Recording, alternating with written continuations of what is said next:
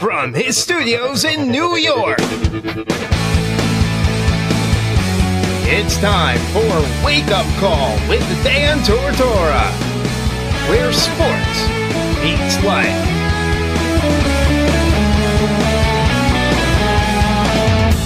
Here's your host, Dan Tortora.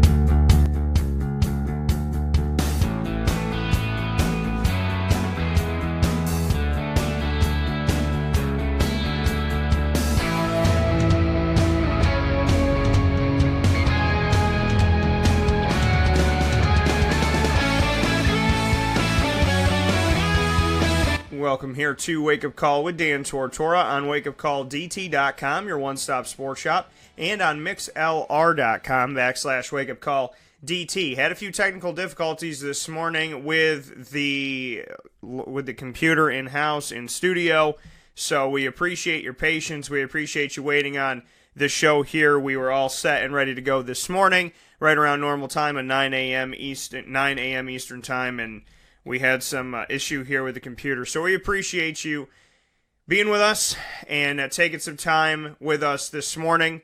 Would love to have gotten to you a little bit earlier, but happy to be with you now. Thank you so much for tuning into the show here on Wake Up Call with Dan Tortora on wakeupcalldt.com, your one-stop sports shop, and on mixlr.com/wakeupcalldt. It is an honor and a privilege to be with you every single Monday through Friday from 9 a.m. to 11 a.m. Eastern Time.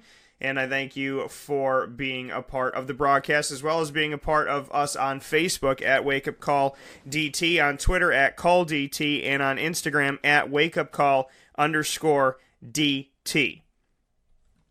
So, hope your morning is going well. I can't believe it's Thursday. I'm excited, though. Here's the thing. I never want any time to go by fast. I don't want I never want life to go by fast.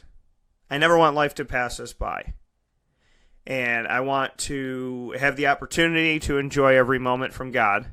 And then I have to enjoy every moment myself. So, so I appreciate everything that we have, and I appreciate the time that we have. And I love Thursday.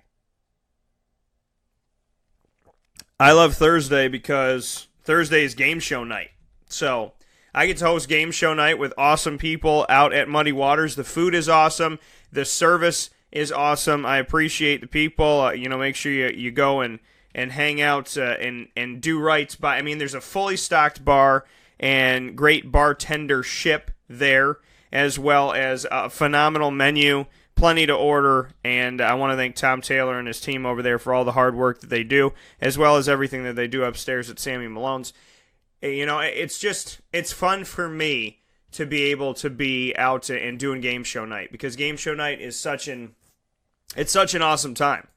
It's so different from anything you've ever done and any game you've ever played or anything like that. It's Pictionary meets Family Feud. It brings it all together, and it is live on location right there at Muddy Waters on 2 Oswego Street in the village of Baldwinsville. It's a whole lot of fun. So if you're in town just for the week, come out and play. If you're in town forever, you live here, then definitely come out and see us and hang out and try something new, try something different and innovative that we love to do at Muddy Waters, which is game show night. It runs quickly. It's not going to take up your whole night. You can have some drinks, play the game, and have some food, have something for dinner, and play, get dessert, and be ready to go. It's an awesome game. It's a ton of fun. We are reaching out to the entire community, not just Baldwinsville, but everybody to come out and play this game, and you are more than welcome to come out. You can have teams from 2 to 6 players, and if you bring more than that, then feel free to just double up. Have 2 teams, 2 opportunities to win a $50 gift certificate to Muddy Waters. So make sure you come out and hang out with us and give us an opportunity to show you something different, something fun, something exciting, and something that we truly appreciate. And I love the fact that, this was a creation. This was me sitting down saying, I want to do something different, and then Tom Taylor and I came up. I said, what about this? And he said, what about that? And we said, what about these together? And he said, yeah, let's do it. And we've done it for the last couple months, and you guys have been great. So come out tonight, men, women, and children. Everybody's welcome. It is a restaurant and a bar. It is family friendly, and it is available to you at 7 p.m. on Thursdays to come out and play game show nights. Come out and do it with us. Thank you so much for tuning in to the broadcast. Today is jam-packed. And so I guess, this morning we're going to get started because, some people, it's an exhibition. So what are you looking for in a Syracuse exhibition game? What really matters in a Syracuse exhibition game? I understand some people's mentality in saying something like that, but with all due respect, there's a lot to be seen with this Syracuse team in the exhibition game. So, this is a team that has 4 true freshmen. This is a team who has 4 returning scholarship players, but only 2 of them really played. And it has a graduate transfer who wasn't even active because he's injured right now. So this team makeup of these 9 players is very new in the sense of the environment and playing together and experience. I mean, the player with the most experience is Frank Howard, junior point guard. Second most experience is Tyus Battle as Syracuse's sophomore shooting guard, who was a true freshman last year. So, this team definitely, has to find its groove and find its comfort and find the people that it can go through and feel comfortable with and whatnot, and who is that and how's it made up. So, last night's game told me a lot. Last night's game gave me a lot, and I'm really excited to talk about it with you this morning. So, we are going to discuss Syracuse's first action in 2017-18, albeit a game that does not count, an exhibition game against Southern New Hampshire. It counts with the team trying to find some comfort together and trying to find their groove together and trying to find who's going to do what together. But the game on actual paper is not going to count as a win or a loss. If it did, it would have been a 30-point win for Syracuse, 84-54. So we'll discuss that, and then I'll let the guys discuss it. I'm going to be joined today on the broadcast by Bourama, Sidibe, as well as Howard Washington Jr., Frank Howard, Tyus Battle, and Matthew Moyer. They're all going to join the show today from coming off the game and their thoughts on the exhibition game and how they played and how was the team and how did they look and where was the comfort, why did they start out so sloppy, and just what their overall takeaways are from the game. So the gentlemen are going to join me on the show in just a little bit to give their thoughts, and I'm really excited about that, coming off of their first exhibition game of the season. And that'll start off the morning menu, proudly presented by the Market Diner on 2100 Park Street in Syracuse, New York, in the regional market across from Destiny USA. After that, we're going to head into Papa Joe. Papa Joe's picks are coming up. He is back. We did the picks last week, the college football picks, an ode to Papa Joe. Papa Joe, my Uncle Joe, always comes on the show, typically every single Thursday at 10 a.m. Eastern Time. He will do that today. He is a sports mind. He is somebody who keeps me on my toes. I learn from him. I experience, sports through his eyes, and I really can appreciate his point of view, and I can appreciate, what he has to say. And we sit around the table, and we have conversations all the time, and I was like, I've been broadcasting for 14 years, and I know when I hear something good, and I know when I hear something positive that's fun. So I said, hey, Papa Joe, why don't you come on the show and do a segment? So we do our college football picks, and this is an extremely important week. If there was ever, this is an extremely important week in college football. I told you to circle November 4th on your calendar. I hope that you listen to me, because November 4th is going to be a huge, huge, huge, huge, huge day for the ACC. It is week 10 in college football, and the ACC will figure out, most likely, for sure, who is going to be playing in the ACC championship game. Clemson is playing at NC State. That will most likely decide the Atlantic Division. That's on ABC at 3:30 p.m. Eastern Time, Saturday, November the 4th. And number 13, Virginia Tech, will take on number 10, Miami, at 8 p.m. Eastern Time on ABC as well, which will undoubtedly, most likely, surely decide the Coastal Division of the ACC. So, huge rankings for all these teams ranked in the top 20. Clemson 4, I don't agree with the ranking, but they're 4. NC State 20, I think they should be higher. Virginia Tech 13, pretty accurate. Miami number 10. So, these teams, and Miami, remember, mind you, is still undefeated. So Miami has not lost a game as of right now, defeating North Carolina, Syracuse, Georgia Tech, Florida State, Duke, and Bethune-Cookman. But think about this. They have not played a ranked team yet. The first ranked team they will play is Virginia Tech, and then they will play Notre Dame, who's currently ranked third in the country. So, some good games coming up. Syracuse at Florida State, one step closer if they win to getting bowl eligible. That would give them 5 wins, and then they'd have 3 shots at one more to round out the season. At the beginning of the year, I thought Syracuse would beat Wake Forest and Boston College. Wake has had some really good moments and some trying times. They've been that middle-of-the-road team, which is typical-ish of them. I think they're better than a middle-of-the-road team right now, but they're 5-3, so just kind of riding that equator, but steady improve. And then, you look at Boston College, who is off this week, who has just, they have just offensively shock and awe with the ACC and with college football in general that Boston College is doing what they're doing right now. Boston College defeated Florida State 35-3. Boston College on the season is 5-4. They have scored no less than 35 points in the last 3 weeks. 45 in Louisville, Kentucky, 41 in Virginia, and 35 at home against Florida State, and they've won every single game. So, it's huge. And Boston College has to play NC State after NC State plays Clemson, and that's not an easy out. That's not like, okay, we play Clemson, then we have to play little old BC. BC is a lot better than people are going to give them credit for, and that's okay, because a coach like Steve Adazio and Paul Pasqualoni, that, both former Syracuse coaches, they're sitting there on that staff of Boston College saying, go ahead, underestimate us, underappreciate us, think that we can't, think that we won't, and then we will, and then it'll get embarrassing, and then you'll have to deal with it, and won't that stink? So I definitely appreciate the work of Boston College, and I think that, you would have to be crazy to not take a look at Boston College and just see what they've put together and how amazing it's really been. Boston College is doing a heck of a job right now, and they play Syracuse last game of the season on November 25th in the Carrier Dome.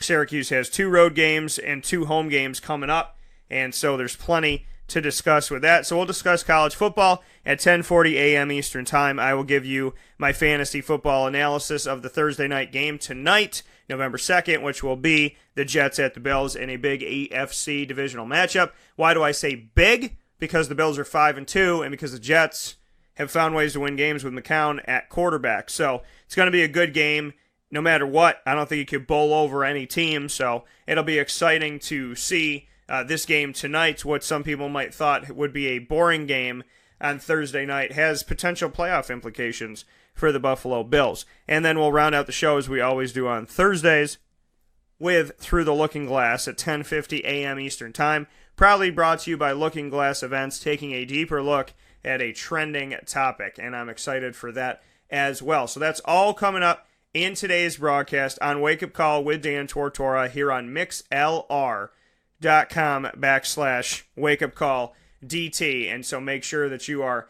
listening in throughout the show all the way to 11 a.m. We might go a little bit past since we had to start a little bit back here, so we'll see how things roll out. But thank you so much for listening into the show and being a part of the broadcast. We truly appreciate it and cannot thank you enough for the opportunity to have you here on the show. So thank you for listening in to Wake Up Call with Dan Tortora on Monday through Friday from 9 a.m. to 11 a.m.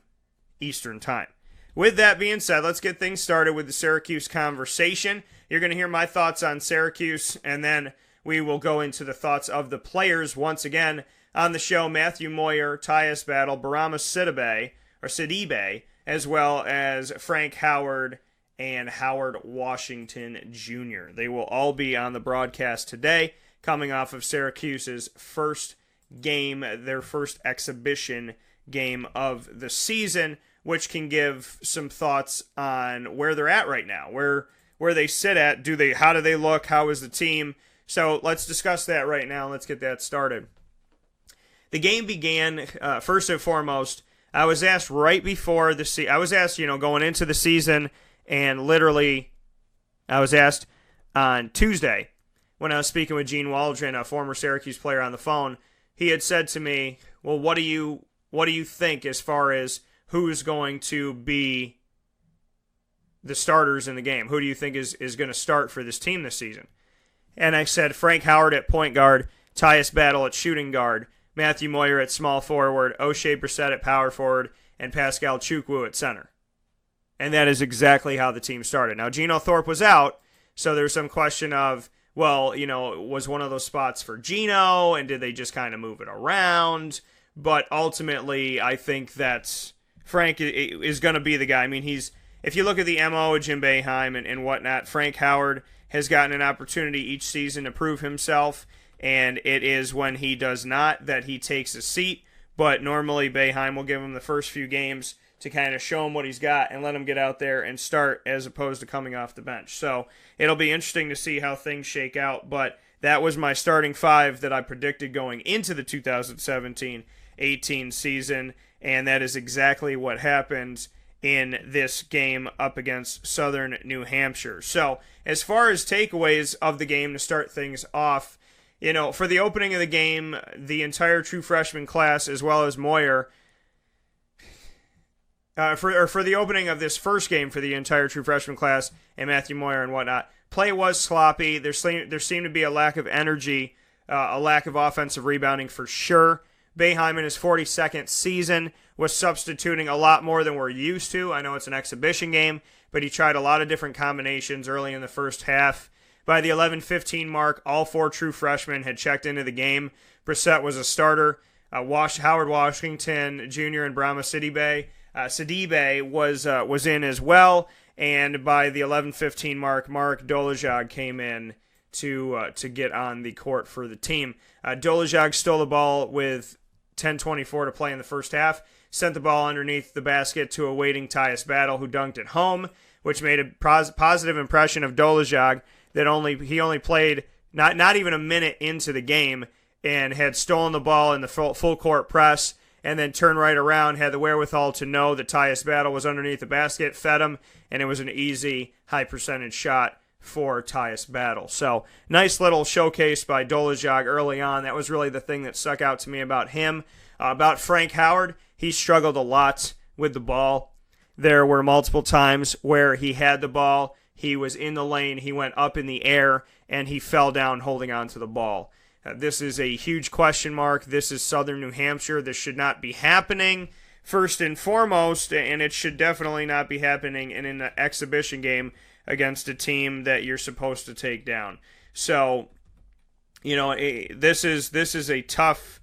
It was a tough look for Frank Howard in this game. It was obviously an issue, and he's going to have to correct it. He's going to have to get better. So he's going to have to move forward and figure it out. If he doesn't, he's going to get passed by. And as a junior, that's not going to feel good.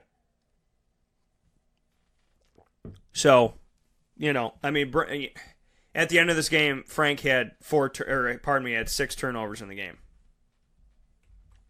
So, that's something that it can't happen. It just simply can't happen. We'll get into that in a minute, but he did struggle holding on to the ball. Sidibe, 4 for 4 from the charity stripe to start off the game. He was able to punch the ball out of Southern New Hampshire's hands for one of his blocks in the first half. He got on the boards on defense. He had 4 points and 4 rebounds in 8 minutes during the first half. And then Brissett, with about 6 minutes to play before halftime, back-to-back offensive rebounds and putbacks. That was nice to see. Tyus Battle doing something really good that might have gone overlooked in this game because it was an exhibition and people were watching the freshman. He scored 14 points in 15 minutes in the first half. The first half saw all 9 of Syracuse's active players get minutes. All 8 of their active players get minutes. Grad transfer combo guard Geno Thorpe was inactive. But Syracuse did not shoot well. Their jump shooting and their three-point shooting was terrible. They came out flat in this exhibition game. 34.44% in the first half, 11 for 32, including 1 for 10 from beyond the arc. So they were 10 for 22 from inside the arc, which is not bad, but they were 1 for 10 from three-point range. but they were up 41-21 at half. Frank Howard and Tyus Battle combined for 25 of the team's 41 points at halftime. And the rest of the team, the 4 true freshmen, Chukwu and Moyer, all 6 of those players, combined for 16 points in the first half. Chukwu started off the second half with this was an issue. This will give you an earful from Boeheim in a game that counts. He had his 3rd and 4th foul back-to-back to start off the second half. There was only 38 seconds into the second half. It was 19:22 mark of the second half, and he was already replaced by Sidibe. So that was not good for Pascal Chukwu. I would question the offensive foul that was called on him. He tried to pick up an offensive rebound, and he was over top of the player. Did he go over the back, or was he just tall? So I mean, and I mean that in all honesty. Was he literally just taller than the other guy? So I called it a height advantage foul, is what I called it when I was tweeting during the game. And you can follow along with the game, any of the games that I'm covering, whether it be the Jaguars, Syracuse basketball, Syracuse football, so on and so forth. You could follow along on Twitter at CallDT. If you don't have Twitter, then go to wakeupcalldt.com, and the Who's DT tab has the Fan Cave. The Fan Cave has all my live feeds. So even if you're not on Twitter, you could still watch the live feed, and you can obviously enjoy that and see what I'm saying and what my thoughts are during the game and what my big takeaways are as the game is going on in real time. So Chukwu did come back into the game with under 13 minutes to play. He got fouled. He hung in the air and made a right-handed shot, which is atypical of a 7-footer to do something like that. It was really, really nice. Looked like something that would happen overseas. And it was obviously, at this point, under 13 minutes to play, when Chukwu scored, every single one of Syracuse's 8 players had scored. So, and that includes 5 of them experiencing their collegiate debut, with Moyer as a redshirt and the 4 freshmen. With 2:45 to play and the team up by almost 40 points, Boeheim offered opportunities to walk-ons Patrick Herlihy, Sean Belby, Kai Feldman, and Adrian Autry's son, Adrian Autry Jr. And then the game would conclude in a 30-point victory for Syracuse. My overall thoughts of this game, my overall takeaways from Syracuse's first exhibition game: Bourama Sidibe offered tenacity and intelligence underneath. He got after the ball while not getting into foul trouble. He finished the game with 10 points, 8 rebounds, all defensive, and 6 blocks. He almost had a triple-double in the game, to go with a mere 2 personal fouls, playing in half the game, 20 minutes. One area to work on would be the 5 turnovers he committed, though, but all in all, he had a strong presence on the floor in his first collegiate contest. O'Shea Brissett, also in his first contest, was a boost to the Orange offense. We know Syracuse is going to have to get points from somewhere other than Tyus Battle this year, with Tyler Lydon gone, as well as Roberson, who did some good things at times, and of course, Andrew White III and John Gillen III all off the team, and Torian Thompson not on the team. So O'Shea, and that at the power forward position. So O'Shea playing power forward, it could be a boost to this Syracuse offense. He was in this game. He led the true freshman 2017 class with 17 points in 27 minutes. He made 60% of his attempts from the field, going 6 for 10. Howard Washington Jr. offered a spark from the outside in the second half. The team, as I said before, was only 10% from the long range in the first half, but he made all of his threes in the second half, going 3 for 6 from deep overall, giving him 11 points and helping the team to show some type of spark from the outside. He had 3 rebounds, all defensive, 2 assists, and no turnovers. Again, when people say, well, is Howard Washington going to play that much, Dan? He's a true freshman. This is different. The last 2 years from Jim Boeheim, it's not Jim Boeheim can dictate when a freshman plays, or this, that, and the other. Or, a grad transfer who's never been on the team, are they going to play? The honesty of it all is, Jim's going to have to play his best players. And some of them may be guys that you don't know. And he's got to come to terms with it. You got to come to terms with it. The team needs all the help that they can get. Okay? If we just played returning players, Moyer would be out there, who's only experienced this exhibition game. Chukwu, who barely played last season due to injury. Frank Howard, who's been up and down. And Tyus Battle, who's been good and probably going to the NBA after this. That's what you have. So you're going to need help. And Howard Washington having no turnovers in his debut, is a very positive sign for him, and it's putting Frank Howard on notice. Although Frank Howard scored 15 points in 24 minutes, which is a huge positive for Frank because that's not an occurrence that we're used to for Syracuse, but he turned the ball over 6 times in the game, and you can't do that and stay out there on the floor. The Orange combined in the game to have 16 blocks. This was the biggest story of the night for the team. 16 team blocks with Matthew Moyer, O'Shea Brissett, Pascal Chukwu, Frank Howard, and Bourama Sidibe all negating at least one attempt by Southern New Hampshire. Bourama with 6 of the 16. Huge shout out to them, and the centers taking care of business in this game, blocking shots with Chukwu and Sidibe. So very, very, very awesome play when it comes to blocking shots and underneath. Bourama had an amazing debut. O'Shea Brissett had a respectable debut, and so did Howard Washington Jr. Frank Howard had a questionable exhibition game. And Tyus Battle, well, he scored offensively and did some good things there, which fans have come to expect. We'll take a step aside for a fast break. When we come back, you will hear from the players, Bourama Sidibe, as well as Howard Washington Jr., Frank Howard, Tyus Battle, and Matthew Moyer join the show in just a moment. This is a wake-up call, fast break. Carvel DeWitt, it's what happy tastes like. Do you know why? Because we make ice cream. Creamy, rich, flavorful ice cream. Not yogurt or ice milk like some of our competitors. Ice cream. Fresh, by hand, daily. For the calorie conscious, we have something new for you. Our new Carvelite. Same great flavor, creaminess, and texture of our regular ice cream with only 35 calories an ounce. So whether you want an ice cream cake, flying saucer, dasher, carvalanche, hard or soft ice cream, we will satisfy your craving with our fresh, handmade regular or new Carvelite ice cream. Carvel DeWitt. It's what happy tastes like. Clothing that will change with you without you having to change. DreisigLady.com, DREISSIG Lady.com. With the Bamboo line Relaxed Fit clothing as well as the Athletic Fit clothing, DreisigLady.com is fit for any woman, any time of the day, anywhere. Whatever you're doing, whatever your day commands of you, command yourself to feel comfortable in Dreisig Lady Apparel. DREISSIG Lady.com. For all the women out there, feel good in what you're wearing. And don't feel like you have to constantly change throughout the day. Whether you're a stay-at-home mom, a business owner, going for a jog, going for a meeting, or just relaxing at home, DreisigLady.com is the right fit for you. DREISSIG Lady.com.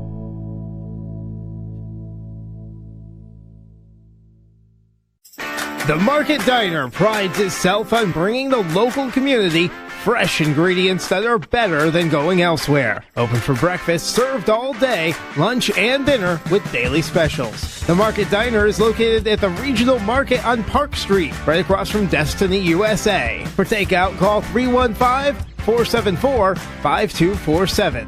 The Market Diner. Local. Fresh. Better. This is Lawrence Papaleo, licensed real estate salesperson for Gilbo Realty.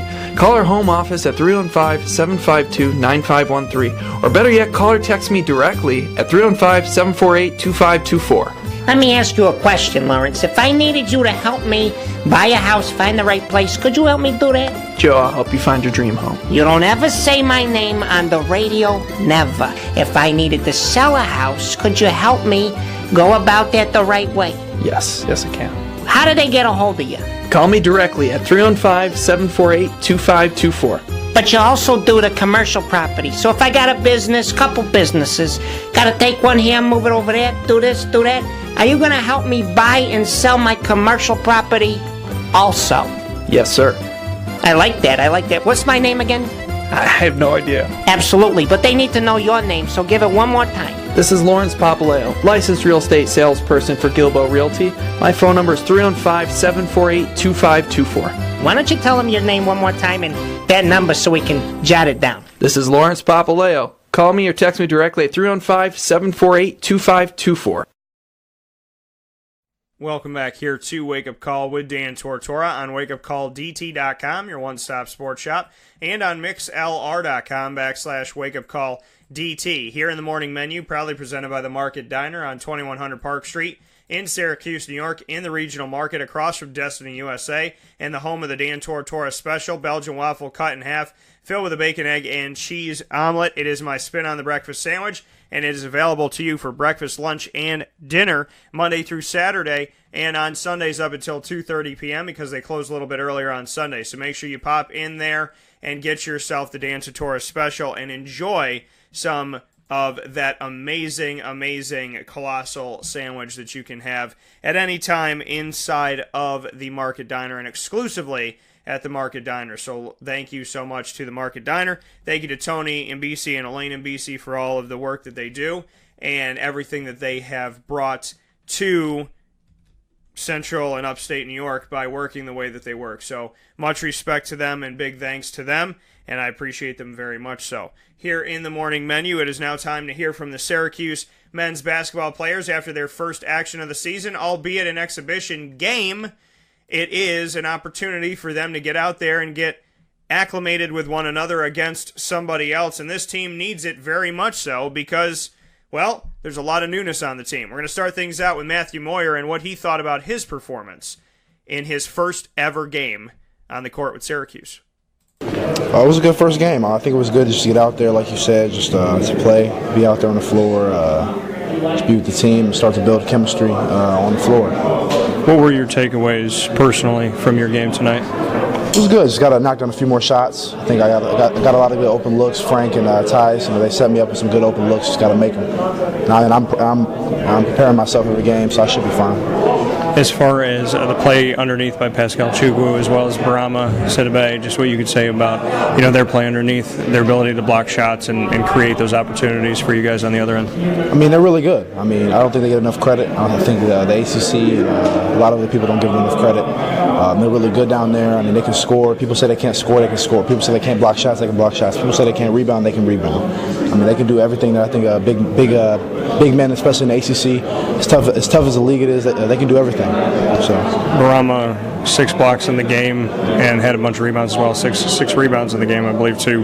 Just what you can say about what he can be for you guys this season. Bourama's really good. I think definitely underrated as a freshman coming in. I don't think he got enough love by the scouting services, but clearly we can see he's one of the best big men, I think, in the incoming class or the freshman class we have this year. He's smart, block shots, and a great motor, and I think he's going to be really underrated in the ACC. Howard Washington Jr. as well as O'Shea Brissett, they both brought offense. Howard had 3 threes in the second half, and O'Shea ended the game with almost 20 points, 17 in the game. Just what you can say about what they do for you offensively, even though we've just seen a little bit.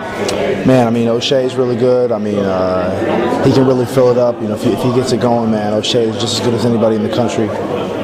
As well as Tyus, and as well as, like you said, Howard. Howard is a great shooter. When he gets his feet set, when he gets his feet under him, man, it's money every time. So, when he gets his feet set, I think he's one of the best shooters in the country. It's an exhibition game, but you had to wait your turn. So, did you have jitters before? Did you have those butterflies, that feeling, or was it just all business once you got on the floor? Not really at all. I think at this point, I've waited so long, and I'm just trying to go out there and have fun. I'm just happy I'm playing the game. I'm just trying to go out there and have fun. There's no jitters, no nothing. I'm just blessed to be out there and playing the game I love, and with the team I love. So it's no jitters. I felt good today. Just got to make a few more shots, but I felt good.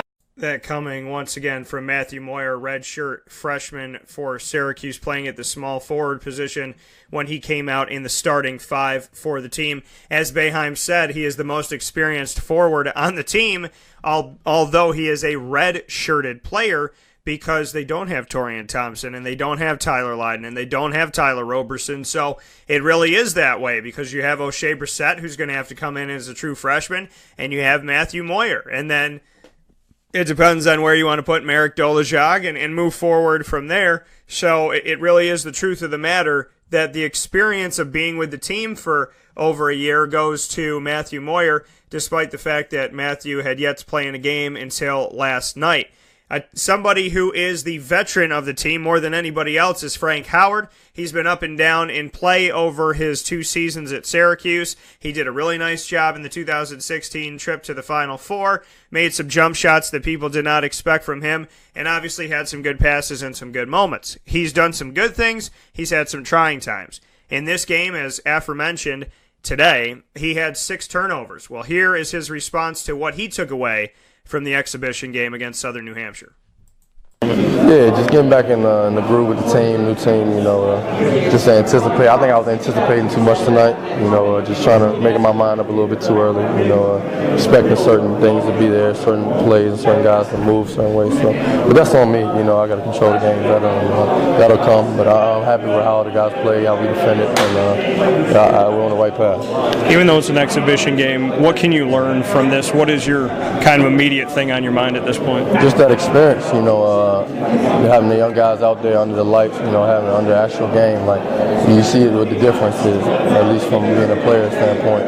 So we came out a little sluggish, a little out of sync, trying to figure some things out. But like our defense was there, and that's what held us down, and that's what we want to hang our hat on all year.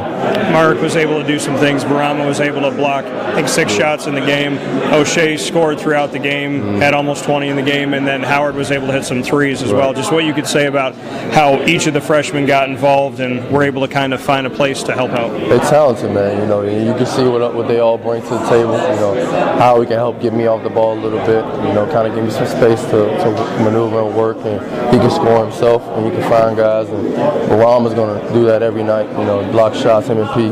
So and O'Shea is who he is. He can score the ball and very versatile. So and Marek gave us good minutes tonight too. He didn't score a lot, but he did a lot of dirty work, and I'm proud of all those guys. So they're talented, and they'll contribute early. Lastly, for me, Tyus Battle is obviously the familiar face you have out there. How much do you feel you can? I know it's only one game, one exhibition, but leaning on one another, just what you could say about knowing that he's going to be out there. Yeah, the first game, I felt like we were on a good pace together tonight.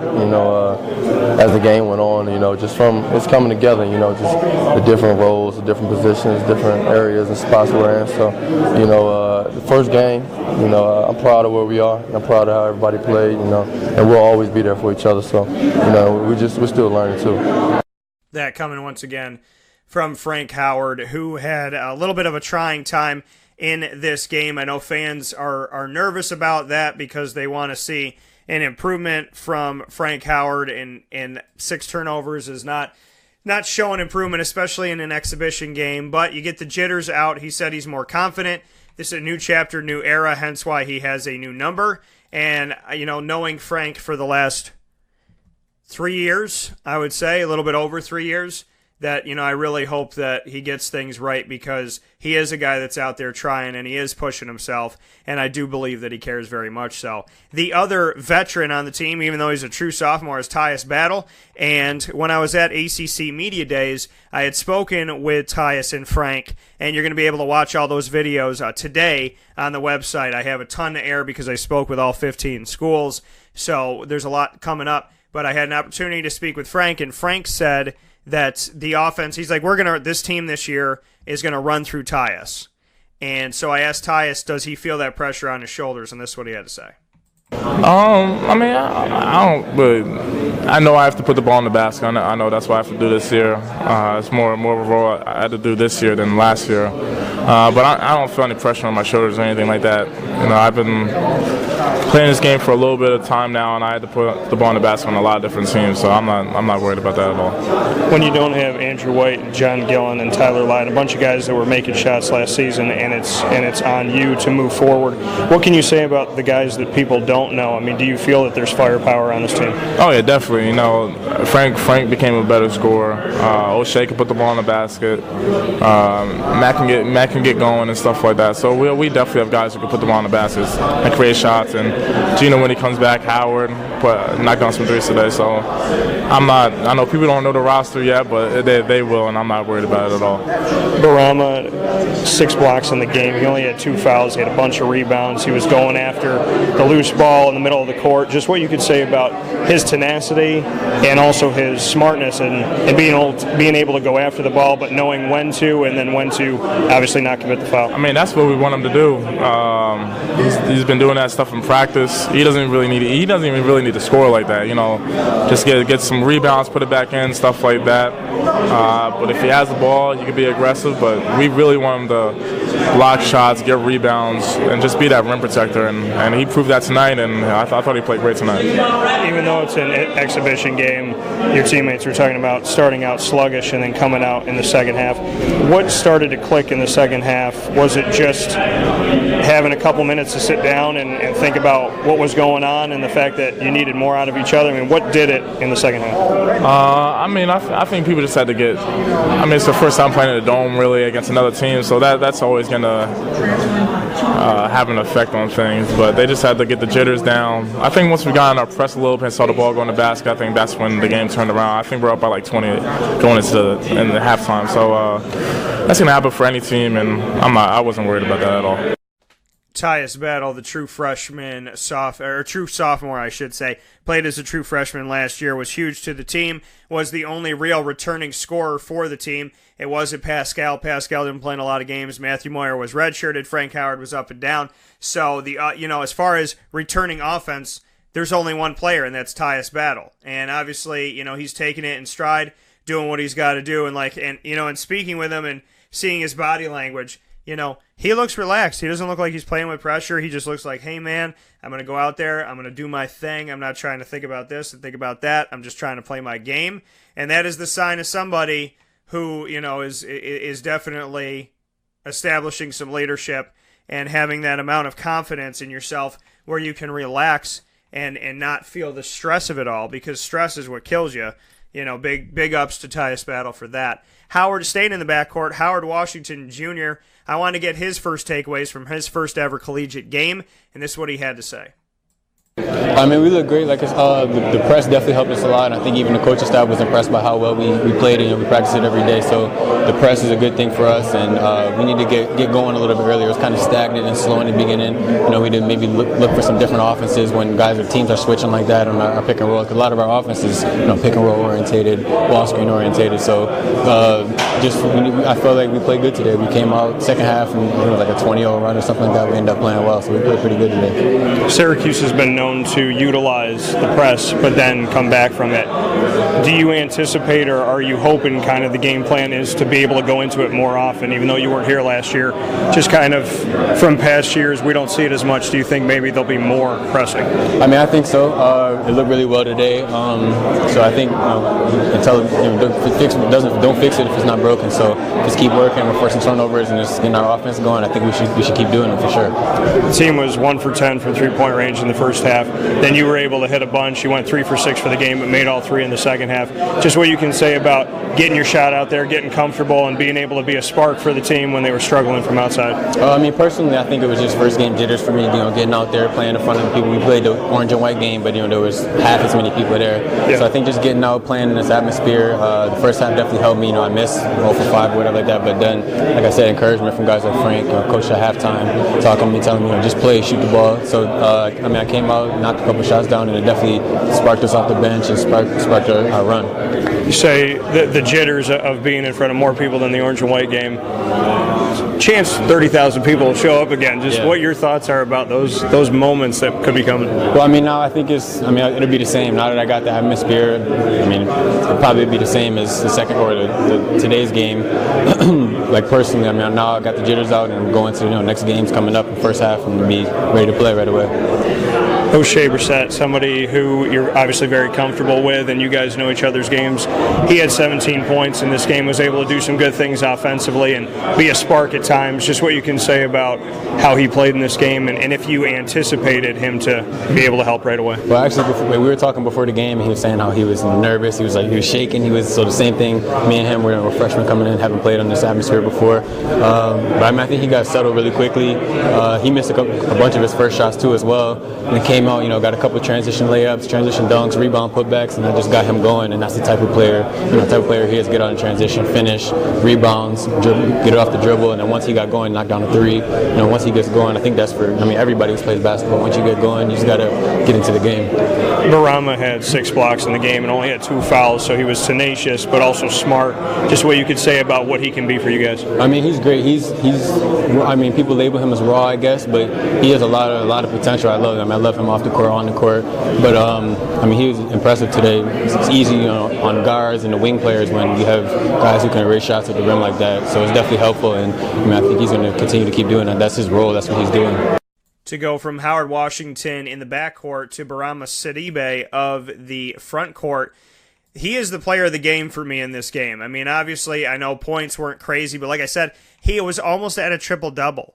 He had 10 points, 8 rebounds, all defensive, and he had 6 blocks in the game. 10 points, 8 rebounds, 6 blocks in his opening game.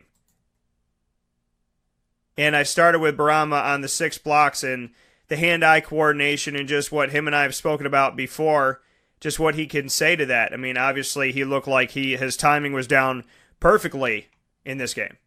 Blocking shot is something like a gift to me because since I was in high school, I kind of do that pretty well. So I'm getting try to focus, do the same thing here. So the more shot I block, the more time I'm going to stay on the court because I'm kind of new here. So. And not only blocking shots, but remaining out of foul trouble. You only had a couple fouls in the game. Didn't pick up your first one until, I think, 17-15 left in the game. Just what you can say about being tenacious, but also not fouling the other guy. Yeah, sometimes I realize I have to understand it's not like every time try to block shot. Sometimes I try to make difficult shot for my offensive players. So when I have a difficult shot, I just keep straight, so not getting foul trouble.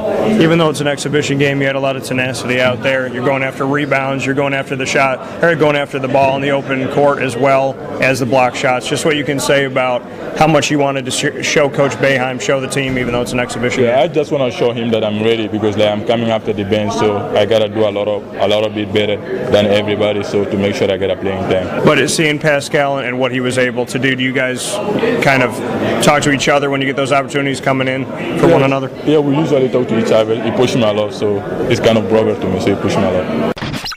This is a wake-up call, fast break. Hey, Wake Up Call listeners, this is Tom Taylor, owner of Sammy Malone's, located at 2 Oswego Street in Baldwinsville, New York, overlooking the beautiful Seneca River. We proudly open our doors to you 7 days a week, beginning at 11 a.m. daily, with free parking. Whether it's game day, after-work drinks, or a meal with family and friends, we are honored that you come visit us. Call 315-635-5407 for parties and catering. I'll see you at Sammy Malone's, home of the best sandwich in Beeville.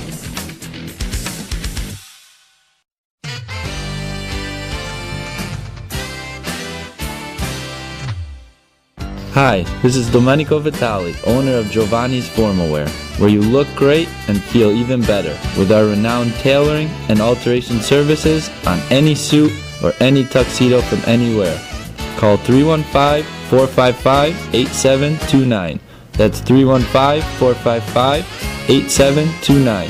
Stop in locally on Route 11 in North Syracuse, next to the Ponderosa Plaza, where you can choose your style, get fitted, and tailored, all at Giovanni's Formal Wear.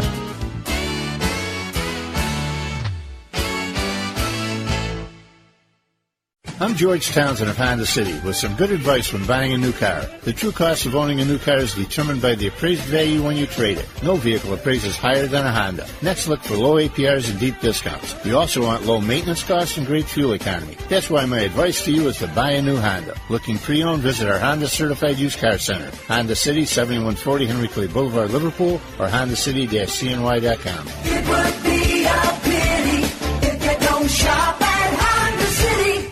For all of us that have always wanted our favorite restaurant to come to us, it's now a reality in Central New York with It's a Utica Thing, with Utica Pizza Company bringing their wonderful recipes that they've handed down through generations to you, to your event, to your business, to your home. It's a Utica thing, proudly bringing Utica Pizza Company on wheels to your location. Call 315-738-8946. That's 315-738-8946 to bring Utica Pizza Company to your doorstep with It's a Utica Thing.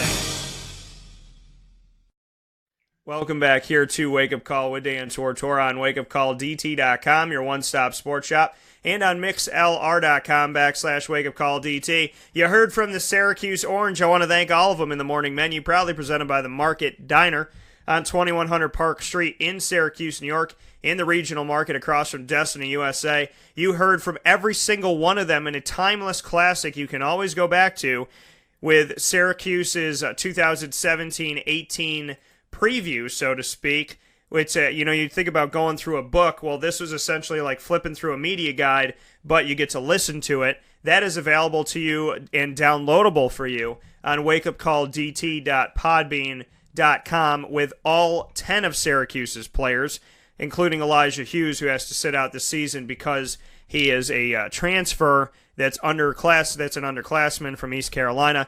Geno Thorpe from South Florida, he's in there too, plus all the freshmen and the returning players. On today's show, I want to give a special thanks once again to Matthew Moyer, redshirt freshman forward, Frank Howard, junior point guard, Tyus Battle, sophomore shooting guard, Howard Washington Jr., true freshman point guard, and Bourama Sidibe, the true freshman center, who almost had a triple-double, 10 points, 8 rebounds, 6 blocks in his debut. So hello to the young freshman. We are now at a point in the show that I always get very excited for. That's because I love the man, and I love talking sports with him, talking about anything with him, and that is Papa Joe. And it is Papa Joe's Picks here for you. He was not here last week. He was helping out the family of a friend who had passed on, because that is what Papa Joe does. I know he doesn't accept a lot of accolades, and if you try to give him if you try to give him an award, he hands it back to somebody else. But I'm going to say thank you for what he's done for me, for obviously this family, and for people all over as a former teacher. So we welcome him into the show to discuss college football in an ever-important Week 10 with the college football playoff rankings coming out for the first time this week. And first and foremost, we thank Papa Joe for everything that he does for other people. Thank you. Good morning, Daniel. Now, Papa Joe, I know that you were watching college football this past weekend, and I know that you were paying attention to the Penn State and the Ohio State game. Now, we discussed it on yesterday's show with Justin Turner. Penn State last season, Penn State got past Ohio State, played in the Big Ten Championship, beat Wisconsin, and then got screwed out of the college football playoff. So I said, should it not be righted this year? And if Ohio State plays Wisconsin and beats Wisconsin while Penn State watches, then Penn State gets to go. They lose by a point in Ohio, and they go from 2 in the country to 7th. Clemson lost to an unranked Syracuse, and they're in the college football playoff top 4 right now. Agree or disagree with the way that things are in the first ranking? Oh, it's tough. There's so much parity up in the Big Ten now. I watched that game, and I watched Urban Meyer for years at the University of Florida, and I saw some calmness about him, even though they were getting shellacked at the time. He's got an older quarterback. He's a man, 23 years old, and he saw with him the ability to keep chipping away. Penn State is not on this type of situation before, in my opinion. It was a fabulous game, incredible. But, midway through the fourth quarter, you could see that Ohio State was building too much momentum, and the Penn State kids just couldn't stick with it. So, Penn State being demoted like that, so-so. Ohio State being where they are, they'll be in the Final Four. And with Ohio State, they win by a point in this game. Do you see, Penn State is making a case that, last year they deserved it, and, what the committee did for them last year is say, well, we're not going to rank you in the top 5, the whole college football playoff ranking, until the very end. And we're going to put you at number 5, and we're going to make you feel really good that you almost made it. And because you almost made it, our gift to you is to play in the Rose Bowl against USC in a home game for their team. You're the higher-ranked team. You're the number 5, but you have to go play USC in California. So it was like smack after smack after smack last year. Do you think Penn State should have been at least treated better last season? I think that's true. I think Coach Franklin's done a marvelous job over there. The last 3 years, he's had top 5 recruiting kids, and this year he's got a shot this weekend. It's going to be marginal. He's got a shot this weekend. Wisconsin, I don't think is as good as their record shows. They haven't played anyone. They're too one-dimensional. I don't look for them to be there at the end. I still think it's between Ohio State and Penn State to sneak in. So that coming from Papa Joe and Papa Joe's Picks, signature segment here on Wake Up Call with Dan Tortora inside of the morning menu, proudly presented by the Market Diner. Clemson is number 4. I think you can make a case that Ohio State should be there right now with defeating Penn State. You can make a case for Oklahoma, who is 5 right now. What do you think about Clemson? I mean, they're 7-1, but this is a team that had to beat Boston College in the 4th quarter in Death Valley in Clemson. This is also a team who lost to Syracuse, who's been unranked all season and unranked for a very long time. Their win over Auburn is nice. The win over Louisville loses some luster because Louisville has no defense. And then they have no other ranked wins except for, I think the big-time one is Virginia Tech, 31-17. So Virginia Tech helps them, Auburn helps them, but is it enough to put them number 4 and keep them in the college football playoff? That's a tough question. Clemson playing this weekend at North Carolina State is going to go a long way to solving that problem. I look for NC State to upset Clemson in this game. Clemson, Dabo Swinney, he's another motivator, He's a kind of a rah-rah guy, and I don't know if he's going to be able to lift his team up enough to beat a real solid North Carolina State team this weekend. So I think he's in a little bit of trouble. If he marginally beats North Carolina State or loses, he's done. What do you think? Yeah, I mean, I got to feel the same way about this. I have North Carolina State winning this game in Raleigh. I've been waiting for this game. I circled, as I told you, I circled November 4th a couple weeks ago as things started to shake out and said, well, it's clear in the ACC that November 4th is going to decide who plays in the ACC championship game. It's going to be Clemson or NC State in the Atlantic. It's going to be Virginia Tech or Miami in the Coastal. It is very clear. NC State is above Clemson right now. Miami is a hair above Virginia Tech. Whoever wins this game owns the tiebreaker. They do what they got to do for the rest of the season. It's going to be NC State, Virginia Tech, Clemson, Miami, or a little bit of a mixture: NC State, Miami, Clemson, Virginia Tech. So could be any one of those matchups. But this weekend is going to decide it. What do I think about Clemson? I think you're right. I think if Clemson loses to NC State, who the committee has not given much of any respect to, they've ranked them in the first college football playoff rankings. NC State is 20th. I think they deserve to be a lot higher than that. I think they could very arguably be in the top 17.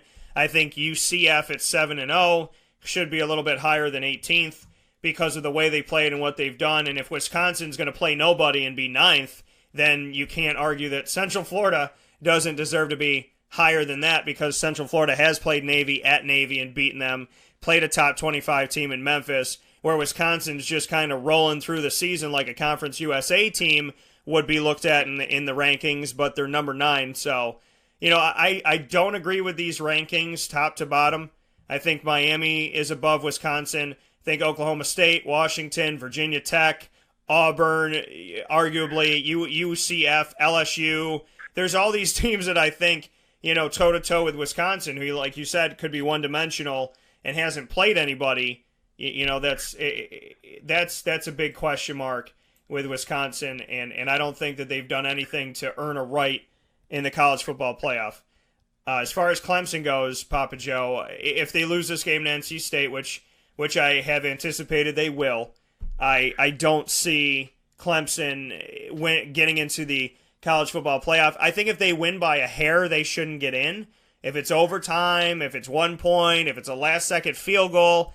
But last year, NC State missed a last-second field goal against Clemson. They went to overtime, and that game would have kept them out, but it didn't. And Clemson not only got in, but they got to, they rolled all the way to a championship. So, NC State could have knocked Clemson out last year. I think beating NC State by a hair last year wasn't good enough to say, look at me, I'm this, big dog on campus.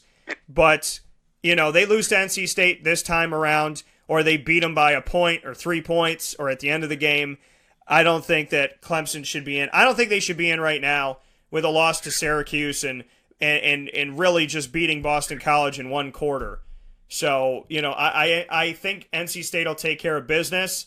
If they do, I know the committee will still try and find a way to squeeze Clemson in, but there's no way you can argue that they should be in. I agree.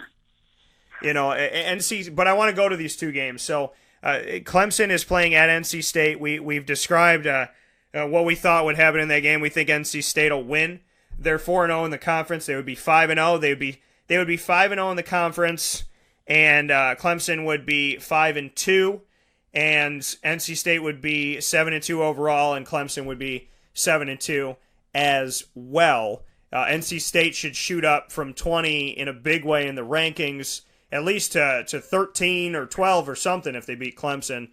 And then moving forward, we have Miami and Virginia Tech in Virginia. What do you think about this match? Or pardon me, in Miami. What do you think about this matchup? Tough game. Bookie's got this as a toss-up. Two really good quarterbacks, Rozier and Josh Jackson. I think VT's defense is going to be a little too tough for Miami. I think Miami is going to be exposed this weekend. They've slipped by a few teams they should have beat handily. I think Virginia Tech wins this, Daniel.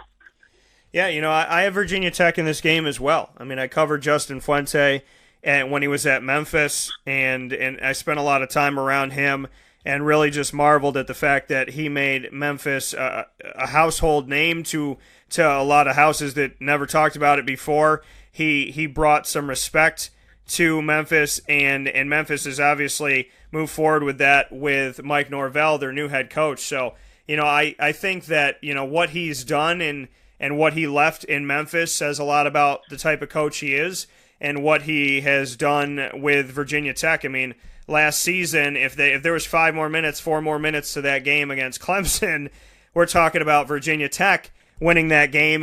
And just like NC State, if Virginia Tech gets that win, does Clemson get bumped out of the college football playoff and never get a chance to win it? So, I think that Virginia Tech definitely this year is strong once again. I think that they learned from that loss to Clemson in the rematch of that ACC championship game that they played in the regular season here. I think you have to learn from that and you have to move forward. It's the only loss that they have in the conference this season. They have defeated Boston College, which turns out to be a good win in BC. They beat North Carolina, who's been terrible. They beat Duke, who's been up and down. They beat West Virginia earlier this season. And, I think, Miami, listen, Syracuse beat themselves more than Miami beat them. Syracuse lost the game because Eric Dungy tried to win it all on every play. He ran too much. He jarred himself by all those hits that he took. It was just a very confusing and frustrating end of the game. It was great for Miami. You get a couple interceptions early on in the game. It's hard for a team to come back from that, so their defense did some good things. But you got to think about this. Miami won that game by 8. When the way Syracuse played in the first half, they should have won that game by 30. They should have won that game by 2 touchdowns, 3 touchdowns minimum, and they didn't. Now they're playing a team in Virginia Tech that doesn't take any prisoners and doesn't apologize. And I think Miami's finally going to feel what it's like to lose this season in that game. You're right. VTech's defense is going to be awesome this weekend. And that will put us in a situation where Miami and Virginia Tech are going to, flip-flop, in my opinion. Virginia Tech, if they win, would be 4-1. Miami would be 5-1. So Miami would have more conference wins only because Virginia Tech has played less conference games. But Virginia Tech owns the tiebreaker, which I think will ultimately stand at the end of the season with Virginia Tech being that team. If they win this game, I think it can flip-flop things. And NC State, they'll have no losses. Clemson will have 2. So we could see an NC State-Virginia Tech ACC championship or an NC State-Miami still potentially. But either way, we're going to see NC State on the other side if they beat Clemson, Papa Joe. How crazy and how amazing is that for the fans in Raleigh, North Carolina, to see NC State at the top? That's right.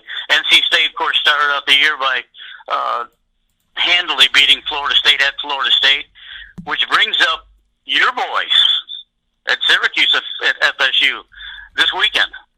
Yeah. What's up with that? Well, Syracuse is going up against FSU in this game. This is a game that, fans normally chalk up as a loss. I went to the first time that Syracuse played Florida State inside of the ACC, which is a few seasons ago. It was one of the ugliest games I've ever seen in my life. It was treacherous. It was embarrassing.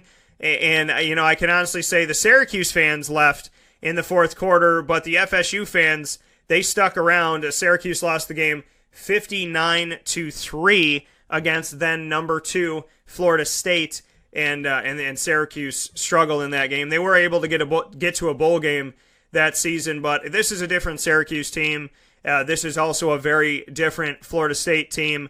I think you can agree with me, Papa Joe, that Florida State is having undoubtedly the worst season they've ever had against Jimbo Fisher, and one of the worst seasons they have had in a very long time.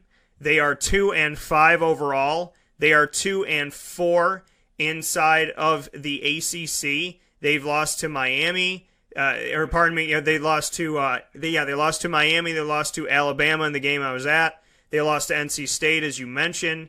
They lost to Louisville. They just lost to Boston College 35-3. And now they have Syracuse. And for once in Syracuse's life, they didn't draw the 12:20 or noon time. That's Florida State's fault to get that crappy time. So the the most undesirable time on a Saturday is noon, 12:20, 12:30. So and I always say that you're playing to alcoholics only in those games because people are trying to drink at 10 a.m. So this game, I really honestly believe if Syracuse comes into Florida State the way that they played Clemson, then we're going to see another bruising game from an old Big East team like we saw with Boston College and Syracuse. If Syracuse comes in and plays flat, it's going to be different. What were you saying? FSU is a real enigma this year. Losing their quarterback early. They bring a freshman kid in, 2 freshmen, and frankly, he hasn't handled it that well. I'm sure he's going to be a good one because most of the athletes that go to FSU are really good, really good. And I think the talent level's catching up to FSU and Clemson. This league is really strong, really strong. I got to pick FSU in this game. They're at home. They've been brutal, and being from Florida and the University of Florida, listen to all the FSU stuff that comes down the road. They're not real happy with Jimbo up there. There's no reason to be 2-5 with a talent level that FSU has. FSU used to just win games on defense. They're so much quicker and faster than most of the teams that they played. I like FSU. Of course, my heart is with Syracuse, but I think FSU sneaks through on this one, Daniel.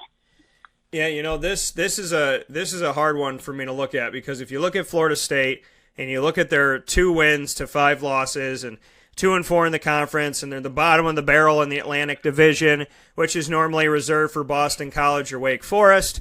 It's a very surprising and confusing topsy-turvy ACC this year. The Coastal looks like it makes more historical sense. The Atlantic makes no sense. NC State's 1, Clemson's 2, BC's 3, SU's 5, Wake is 6, Louisville's 7, NC State's 1, Clemson 2, BC 3, Syracuse 4, Wake 5, Louisville 6, Florida State 7. So, it's a very, very interesting season so far. Louisville plays no defense, and Florida State played less defense, which was very dangerous. Blackman threw 2 interceptions. They lost that game at home as well, 31-28. And losing to Louisville this year is different than in previous years because Limeville has fallen out of the grace of the rankings. Their defense is nowhere to be found. They do not have that national limelight, and there's not a lot of respect for the way that they've been carrying this team this season. They're 5-3, but it's a very ugly, 5-4. It's a very ugly 5-4 for Louisville, and they, like Florida State, are only 2-4 in the conference, and it's not good for Louisville to be like, well, one of those 2 wins is against Florida State, who's below us. So, the way that I look at this, Syracuse could win their next 4 games, which is at Florida State, home against Wake, at Louisville, home against Boston College. They could lose all 4, or they could win half of them. The way that I look at this for Syracuse, I'm going to pick them to beat Florida State in this game. My gut is that Florida State is going to make this a pain-in-the-butt game. My gut is that this is going to be dirty. This is going to be long. This is maybe not going to be, it's just not going to feel good. But if there's ever been a year for Syracuse to take down Florida State, do it while you got an opportunity to do it. Syracuse is going to be playing without their starting safety and their backup safety, with Antoine Cordy and Jordan Martin both being out for the rest of the season. Cordy's been out for a while. They've been able to win without him. They beat Clemson without him. But Jordan Martin was filling in space, and that's a tough break because Jordan transferred over from Toledo and was really looking to finish out his career in a good way. So my thoughts and prayers go out to the gentleman. I know Antoine's got some time left at Syracuse, and Jordan, it'll be tough moving forward. But, do I think Florida State can win this game? Absolutely. Do I think they could shock and win 35-3 and flip the script from last week? Absolutely. But Syracuse's offense, if they can do what they did against Clemson offensively and defensively, Florida State is in for hell at this time. And Syracuse, Dino's taking no prisoners right now. You don't want to go home and say we have to win these 2 home games to get a bowl game. So I'm going to give it to Syracuse. It's going to be a slight edge, but I'm telling you, this is a razor-sharp game, Papa Joe. Yep, Dungy's going to be in for it, too. There's 2 of FSU's backfields, defensive backfields, are top 10 picks, according to the draftniks. So they don't look like it, but that's what they're saying. So I look, Dungy's got to come through. If he can beat these 2 quarterbacks, he'll be fine. And FSU losing again in the state, I think Jimbo's going to have some serious problems. As, if I can address my school, the Gator Nation. Yes. University of Florida has been put through holy hell in the last couple of weeks. A lot of situations over there in Gainesville that most of the people don't understand, or maybe don't want to understand. Coach Mack was brought in to give a little spice to the offensive side of the ball. We've had 2 defensive coaches, Ron Zook and Phil Muschamp. Boring football. For the last 7 or 8 years, there's no fun in it anymore. Florida used to be fun to watch. Fun with Steve Spurrier, fun and Gunn, fun with Urban Meyer. He knew Urban Meyer gave up Notre Dame to come to Florida because of the talent level down here and the way that he could recruit Florida. And he did it. 4 years, he got 2 national championships. So that's what the new AD is looking to do. They need a splash at Florida. Maybe not an old-time coach like Les Miles or someone like that, but someone with an offensive mind that can unlock these kids. Florida's got a deep talent base, too, just like FSU and Miami, the state. Who turns them around? It's difficult to say. Coach Randy Shannon, we know, coached Miami for a couple of years. Didn't do really well down there. Bounced around the country a little bit. Wound up at Florida. And he's going to be the interim head coach. Now, in saying that, maybe Florida has a little bit of a bounce here. They still have to score. The same players are still going to play quarterback and defense. I know Florida lost their leading rusher this year, just last week, a freshman, true freshman. So, that being said, Florida is at Missouri, another dull team, but I think their dullness is going to beat our dullness. So I look for Missouri to beat Florida, and a very, very emotional game for the University of Florida and all the Gator Nation. Yeah, Papa Joe, you guys, the Florida Gators, the Gator Nation has gone through a lot lately. I addressed some of it as you know on the show. I've had to address Jim McElwain. Now, I told you driving to Jacksonville, I was on the phone with you a few weeks ago, and I was like, remember when, I said I said it at the beginning of the year, and I'm going to say it now, I don't think Jim McElwain and Florida are going to make sense anymore together. And you're right, you called it. And they don't. And they haven't. It is a very strange way, are they faux death threats? Were they real? What was going on? It's a very strange way to end the season, or end the career, I should say, with Jim McElwain with Florida, because you're firing him mid-year. You are firing him after allegations that don't seem like there's any factual evidence, on top of the fact that the team is losing. And that's very difficult and very hard. Most people in the poll that I took agreed with the firing of Jim McElwain. However, they did not agree with the firing of Jim McElwain in the middle of the season.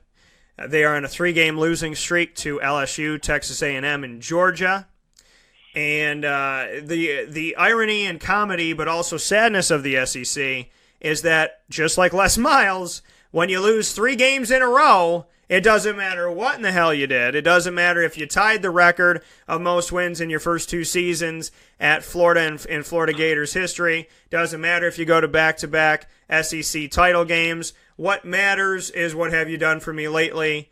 And you could hoist a trophy one day, lose a game the next day, be fired the third day. And what is it about the SEC that if you lose 3 games in a row, the coaches just seem to see the door real quick? That's not fair, is it?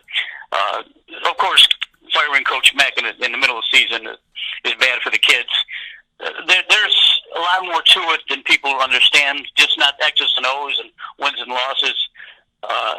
There was some personality problems down there, and he really didn't fit in. He just wasn't part of the team.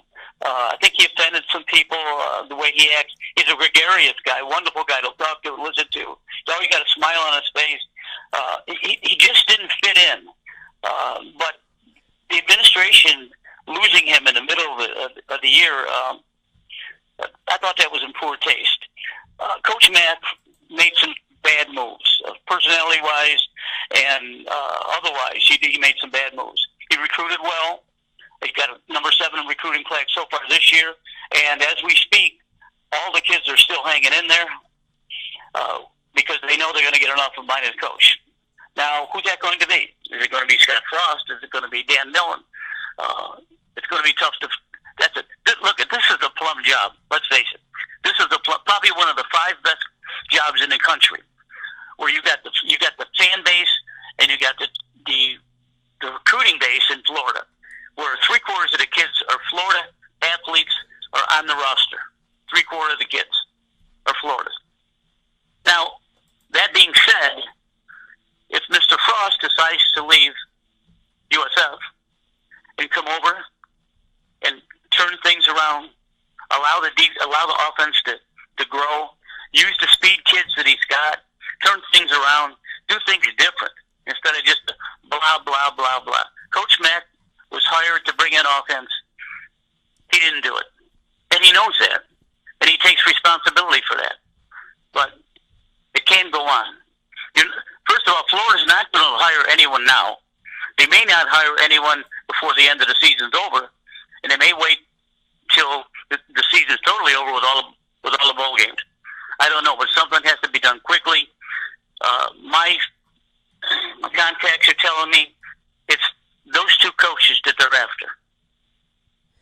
Yeah, and in moving forward with Florida, it's going to be, it's going to be a tough road ahead. Like you said, it's a great job to have, but the SEC, and when I made the statement last season, and that the ACC top to bottom is the toughest conference, This season it makes even more sense because Louisville and Florida State are literally at the bottom, and NC State and Boston College and Syracuse are moving toward the top. Miami is back with it in less than 2 years with Mark Richt back. Virginia Tech is doing very well after Frank Beamer with Justin Fuente in merging his assistant coaches with assistant coaches that were there. Georgia Tech is back on it. Virginia was 5-1. Yeah, they've lost the last two, but they've done some good things in the second year of Bronco Mendenhall. Pittsburgh could still make a bowl game. When you go down to the SEC and you look at what's happened to them so far, you anticipate that Missouri may be looking for a new coach. Tennessee may be looking for a new coach. Vanderbilt may be looking for a new coach. Ole Miss, Arkansas may be looking for new coaches. Texas A&M may be looking for a new coach. So, you don't have that in the ACC. You don't have 4 to 6, 3 to 6 teams looking for a new coach, and I didn't even include Florida in that. So, you put that all together and say, when you look at the amount of teams that are inside of both of these conferences, 14 in the ACC, 14 in the SEC. Yet half of the SEC, 7 of those teams, could be looking for new coaches either now or by the end of the season. I agree with that. Wholeheartedly, I agree with that. One thing I don't understand with the SEC and with the bowl committee or the playoff committee, how they can put Alabama in front of Georgia. I don't get it. Alabama this week is a 3-touchdown favorite over LSU, that's not right. That's not right. That's not going to be right. There's no way that Alabama's 3 touchdowns better than LSU. But anyway, getting back to that, Alabama falling behind Georgia. Georgia's good as a fine team. They're a running team. They have a freshman quarterback. So they limit him, and you just use the run, like just mowed over Florida last weekend. But Alabama being ranked behind Georgia, I can't see that. This championship, as usual, runs through Nick Saban. I don't care what conference you're in or what your conference is doing as opposed to other conferences. This championship will be run through Nick Saban. And that's something that you bring up that I was going to, work in here in the conclusion of Papa Joe's picks is the fact that, it is very strange in the rankers to see that Georgia has overtaken Alabama. The argument is that Georgia has a win over Notre Dame, who's only gotten better. And so that seems to be the argument. They beat them 20-19 on the road at South Bend, and, Alabama on their side, the wins that they have, they don't have a win against a ranked team, and Florida State's win doesn't look like anything. So what they're saying essentially is Georgia beat Notre Dame, who we think is third best in the country, and Alabama's beaten nobody of big merit right now. So, that's the argument of the committee, and I can't see Alabama not in first either. I mean, Alabama's first in the coaches poll and first in the AP. But what can you say to the argument that Georgia beat Notre Dame and Alabama hasn't beat a ranked team at the time of play except for Florida State, which doesn't mean much right now? That's a good point, but I'll guarantee you that Coach Saban has got some bulletin board material right in front of the kids when they see Georgia ranked ahead of his team. He doesn't have to say anything more than that. Nothing more. The kids will look at that, forget about it. Alabama's a better team than Georgia, and they'll prove it. That coming from Papa Joe and Papa Joe's picks. And I can't disagree with you that when they go off head-to-head, I would lean on Alabama in that game. Papa Joe, before I let you go, we're going to do a rapid response here. We're going to go down the line quickly at some of the games that are going on. And so we are going to spin through this rather rapidly. Thursday, November 2nd, today, Navy's taking on Temple. Navy needs some help. They've been ranked this season. They're 5-2, but they've also had some issue. A Navy at Temple. We're gonna run through these in quick analysis. What do you have for this one? I like Navy. I like the rushing attack, and I think they control the ball, beat Temple easily. I have Navy in this game on the road, too. It is a rematch of the American Athletic Conference Championship game that happened last year where Temple won the game. However, I think that Navy is even though they've had some issues as of late, I think when it comes to playing against Temple, Temple's defense isn't there this year, and the team has struggled to move forward. Saturday, November 4th, Penn State at Michigan State. Penn State coming off a 1-point loss. This could either hurt them, it could have them spiral downward, or they could respond in a big way. What do you think? This is upset city for me. Penn State loses this one. I could see Penn State losing this game as well. I'm going to pick Penn State on the road. I think it's going to be a close game, but I could see Michigan State taking over this one. Auburn at Texas A&M. Auburn's ranked 14th in the country. Texas A&M is not ranked. Obviously, they've had a lot of issues this season, but what do you see out of this one? Texas A&M coaches are in serious trouble. They're going to lose this game too, so you can add Texas A&M probably to another coaching vacancy in the SEC. I like Auburn. I'm going to go with Auburn in this one too. I think that Texas A&M, like you said, has a lot of problems, a lot going on, and I think Auburn's trying to make a case for a nice bowl for themselves this year. Georgia Tech at Virginia. Virginia, like I said, 5-1, but lost the last two. They are 5-3. Georgia Tech has had some heartbreaking losses this year. They will be in Virginia. Who's winning this one? I like Georgia Tech. I've always liked Paul Johnson, the way he coaches. I think his run option is going to control this game, control the time. I'm going to go on the other side of Virginia. I think that Bronco Mendenhall is going to wake this team up. They need all the help that they can get right now. They are one game away from becoming bowl eligible after winning only 2 games last season in Bronco Mendenhall's first season in Charlottesville. I have Virginia in this game. I think they get back on the horse and they get back to work. Wake Forest at Notre Dame. Is there any chance for Wake Forest, who's played some good games this season? Is there any shot, or is Notre Dame just finally relevant again? I don't know if Notre Dame's finally relevant again. They will win this game easily. They're going to have to start impressing some people, though. I look for them to maybe run it up too. I like Notre Dame.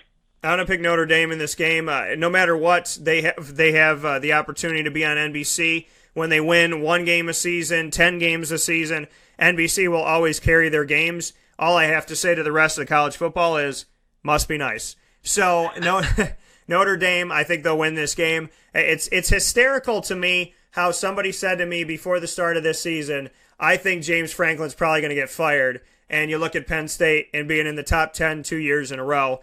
And then this season at the beginning of the year, 2-3 weeks in, Brian Kelly's supposed to get fired, and now his team is 7-1 and very well could be playing in the college football playoff.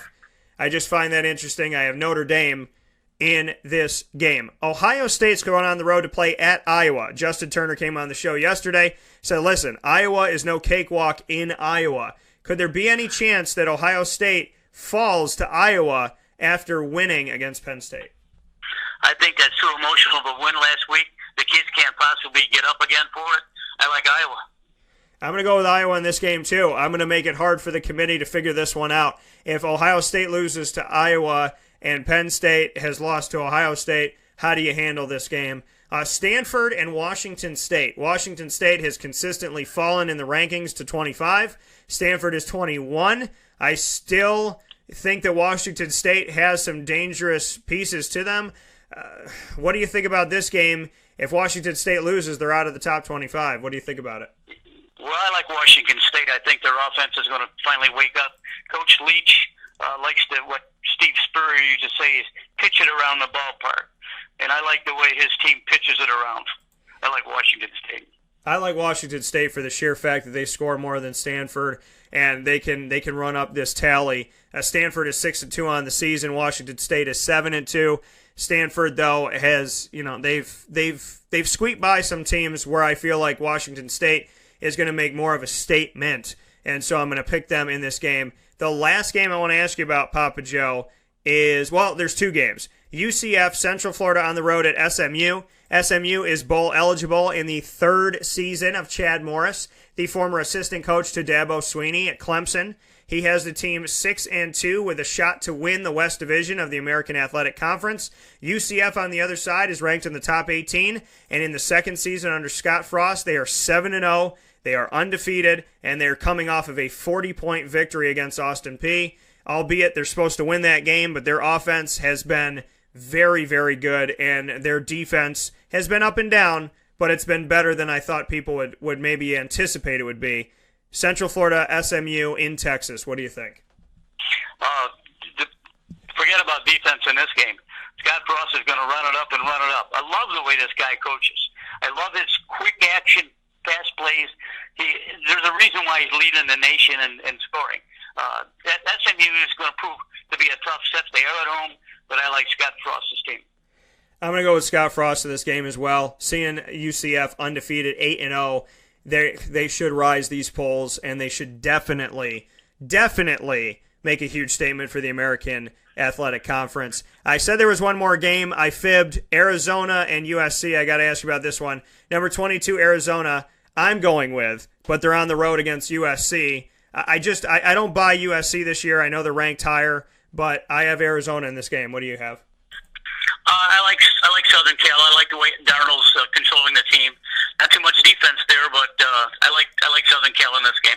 I also, the Oklahoma State game is going to be awesome.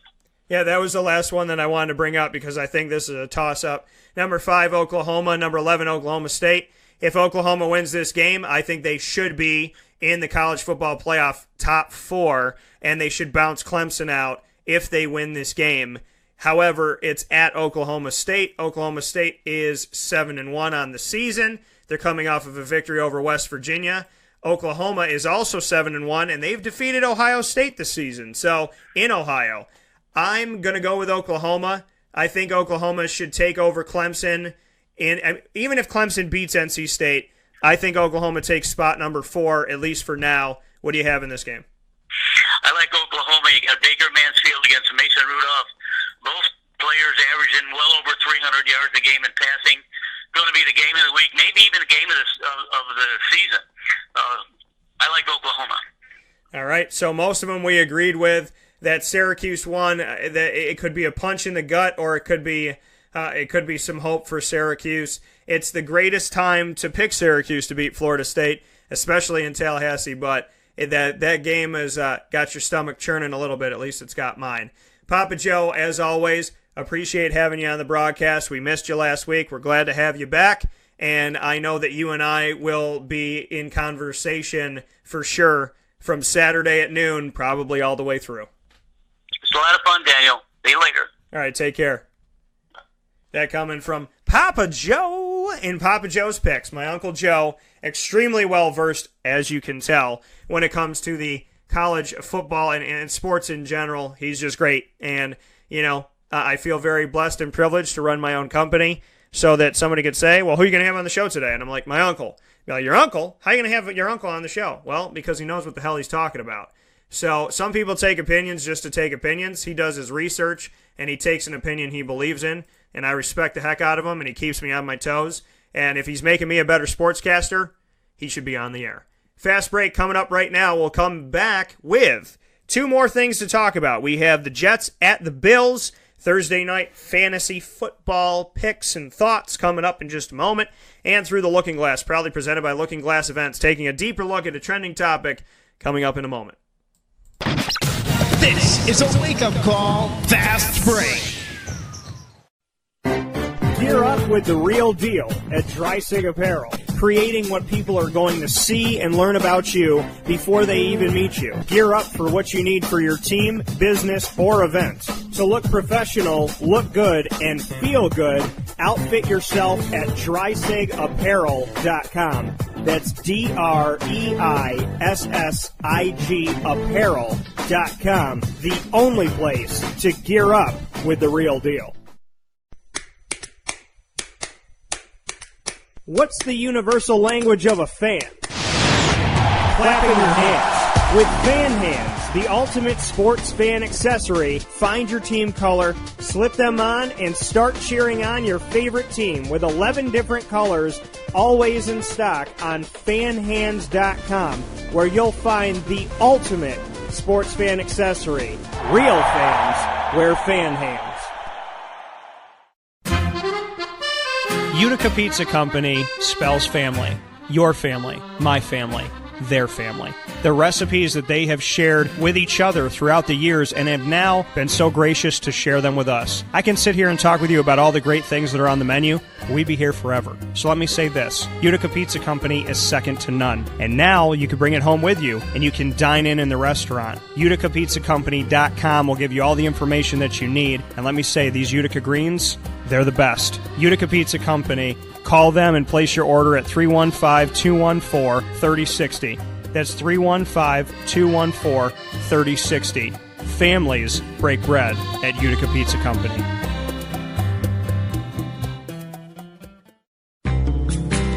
The Penn and Trophy Center on 111 East Willow Street in Syracuse, New York, has been making memories for Central New York for over 60 years. It has the trophies for your teams, and when you walk in there, it's so much more than just that. When you walk into the Penn and Trophy Center, you are immersed in the reality that anything can be customized, anything can be engraved, whether it's for your anniversary, your wedding, your bar mitzvah, your birthday party, whatever you want to do with that memory, that watch from grandpa, or that bracelet from mom, or that wedding ring that's been passed down through your family. If you want to get something engraved with a memory to last a lifetime, the Penn and Trophy Center, 111 East Willow Street in Syracuse, New York, where memories are made and where memories last a lifetime.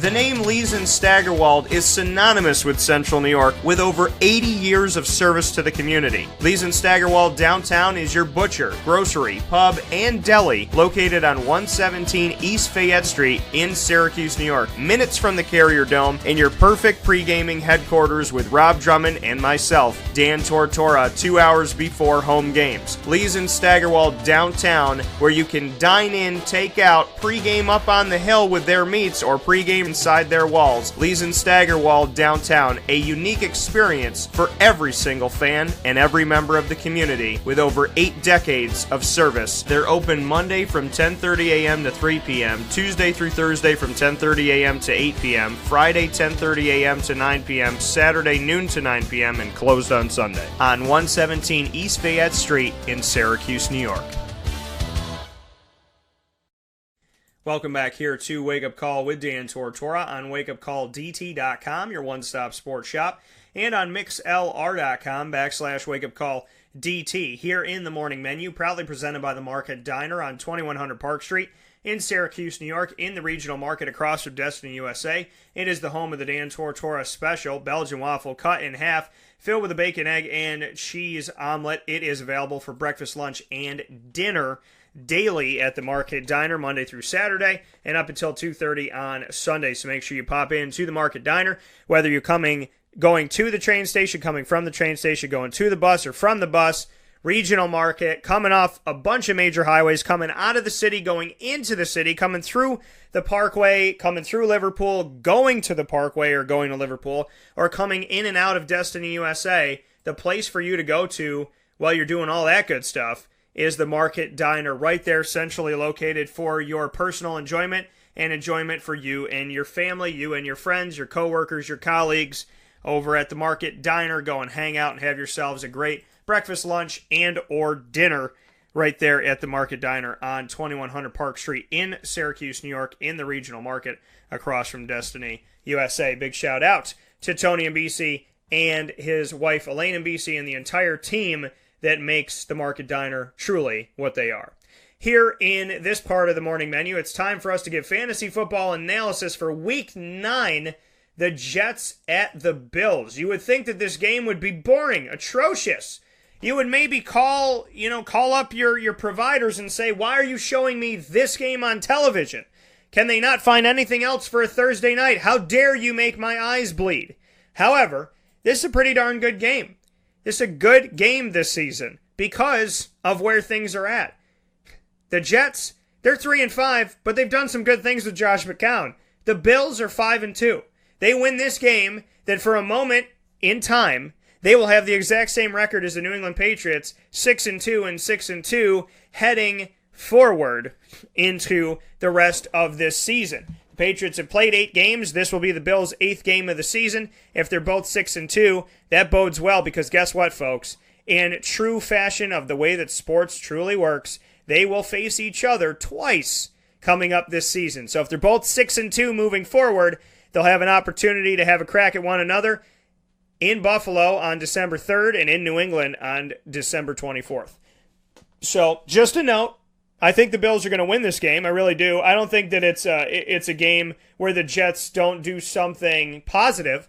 I don't think it's a game where the Jets don't have some points put up on the board. But, this Buffalo Bills team, listen, when the Jets play anybody in division, it's dangerous. When the Jets play anybody at home, it's dangerous. For some odd reason, these games are dangerous. I don't know why, but I have no idea why, but they just are. They just are dangerous. And it's the crazy thing about, and pardon me, they're playing in New York. They're not playing in Buffalo, so that was my mistake. They're playing in Buffalo, not in New York. Or pardon me, they're playing in New York, not in Buffalo. Wow. I'm just going to have to take a beat, take a moment, think about it, look at the schedule.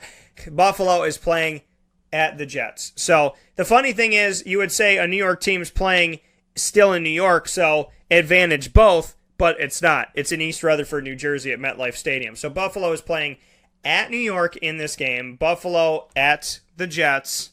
So this game, like I said, when it comes to the Jets, it bodes well for the Jets because they're playing at home. So they will put up points. And Josh McCown may put up some fun numbers because for some odd reason he's been able to do that this season. So watch out for the Jets in this game, Buffalo. I still think Buffalo's going to win. I still think Buffalo will be able to squeak this one out, but I also think it's going to be an interesting game. They defeated the Jets at home in Buffalo in the first game of the season, 21-12, but that game doesn't, you look at that score and you're like, okay, 21-12, they took care of business. Yeah, no. This game was a lot closer than you think it was if you were watching the game. This game was 14-12, Buffalo over the Jets going into the fourth quarter. And although Buffalo always had the lead in this game, the game was not far off of the Jets. And a lot of times, they were a touchdown away numerous times. They were a touchdown away at 7-0.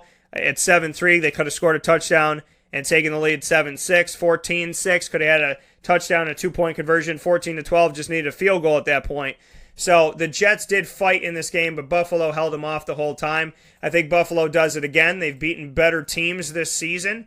I think that, Buffalo doing what they've done at this point in the season says a lot about, where they stand, at least in my mind, to defeat a team like the Broncos, who obviously have had issues, and the Falcons. But these are two teams that, going into those games, these could be Super Bowl contending teams, and Buffalo took them down. We have seen them falter. We've seen them struggle. But the Broncos and the Falcons still have a lot of talent. They still had to win in Atlanta. They won against the Buccaneers in a back-and-forth game shootout. They defeated the Raiders 34-14, which is a huge game. But they've won a lot of these big games at home.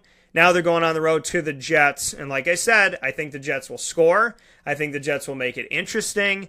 But I'm still leaning on the side of the Bills, who now have Kelvin Benjamin, mind you, okay? For those of you that didn't see that, maybe it was overlooked because people were going insane, me, over Jay Ajayi leaving the Miami Dolphins and that making absolutely no sense for Miami. But Kelvin Benjamin, the number one receiving target you would think with Carolina, got traded to Buffalo because Zay Jones as a rookie has been underperforming, which I'm surprised about. And Jordan Matthews is on the other side of it, but Jordan Matthews hasn't done much of anything. Their best receiver, let's call it what it is, has been Charles Clay. And Charles Clay at the tight end position has been hurt in recent weeks, which has hurt the Buffalo Bills receiving, although they've been able to still go out there and win some games. Charles Clay is going to be out for this game as well. So they bring in Kelvin Benjamin. This could be a huge boost. This is the great thing about fantasy football, is that you pick up Kelvin Benjamin and he hasn't done a lick of much for you this season. Now he's with the Bills. All of a sudden, I think personally, as a fantasy football analyst, I think he's a hotter commodity. Jay Ajayi, stock definitely rises. So Kelvin Benjamin, in my opinion, is worth the play this week. I know it's his first week with the team, but he's worth it. And so is LaShawn McCoy. Those are really the only two guys that I feel good about. Maybe a Tyrod Taylor. It depends on if you can play two quarterbacks in your fantasy football leagues. We only play one. It also depends on who's on bye week for you and who you have injured. Tyrod Taylor's not a bad option, but he's a middle-of-the-road quarterback to me. Kelvin Benjamin, I like in this game. I think he's gonna have a pretty. I think this could be a very exciting moment for a 5-2 team, and I think Kelvin Benjamin could be a great fit for the Bills. LaShawn McCoy, he makes sense to put out there as well, as he's gotten back on the horse for fantasy football. As far as the Jets go, who would I put out here for you?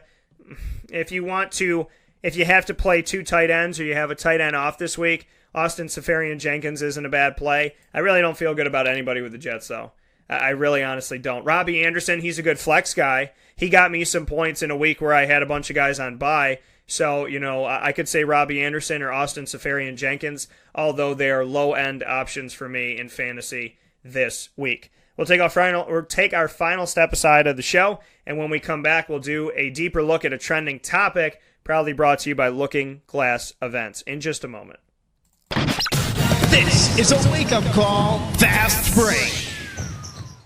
Green's Ale House and Grill, located on 104 West Bridge Street in Oswego, New York, is your home for all the games all the time, Sunday through Saturday, no matter what the sport is. It's also your home of Wingmaster Jabber, who's constantly in the kitchen creating wings that have won awards and you love to eat every single day of the week. At Green's, you'll also find the Wake Up Call with Dan Tortora live on location coaches show, exclusively dedicated to the Oswego State Lakers' numerous sports programs. There's only one place to go in Oswego, and that is Green's Ale House and Grill, 104 West Bridge Street in Oswego, New York. We'll see you there. Hi, this is Kira from Looking Glass Events, where we're always giving you a reason to celebrate. Whether you have a small business, large business, personal event, or wedding, we are available to plan and coordinate your dream event to life. Every detail, every step, Looking Glass Events is working with you all the way. Call us at 315-702-4653. That's 315-702-4653. Or contact us through our website, lgweddingsandevents.com. Looking Glass Events, giving you a reason to celebrate. The Wildcat Sports Pub in Camillus, New York is located on 3680 Milton Avenue in the Home Depot Plaza. It is your family-friendly sports bar and restaurant. Folks, some sports bars aren't family-friendly. Some family-friendly restaurants are not sports bars. The Wildcat Sports Pub in Camillus, New York is proud to be both. It is that marriage that you've been looking for years. The Wildcat Sports Pub is your home base for your sports bar and restaurant needs, games for the kids, indoor and outdoor activities, and enough things on the menu to come back every single week and get to try something new. They're open Sundays from noon to 8 p.m., Monday through Wednesday, 11 a.m. to 11 p.m., and Thursday through Saturday from 11 a.m. to midnight. For reservations and party information, call 315-487-2222 for the Wildcat family-friendly sports pub and restaurant.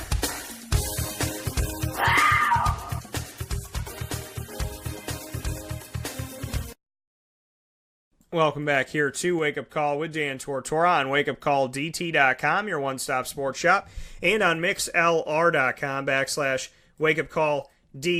In the final part of today's broadcast and every Thursday broadcast of Wake Up Call with Dan Tortora. Typically, we're at 10:50 a.m. Eastern Time, but we had to start a little bit later today due to a technical glitch, and we apologize, but we thank you for following us through it all and ad-libbing with us this morning.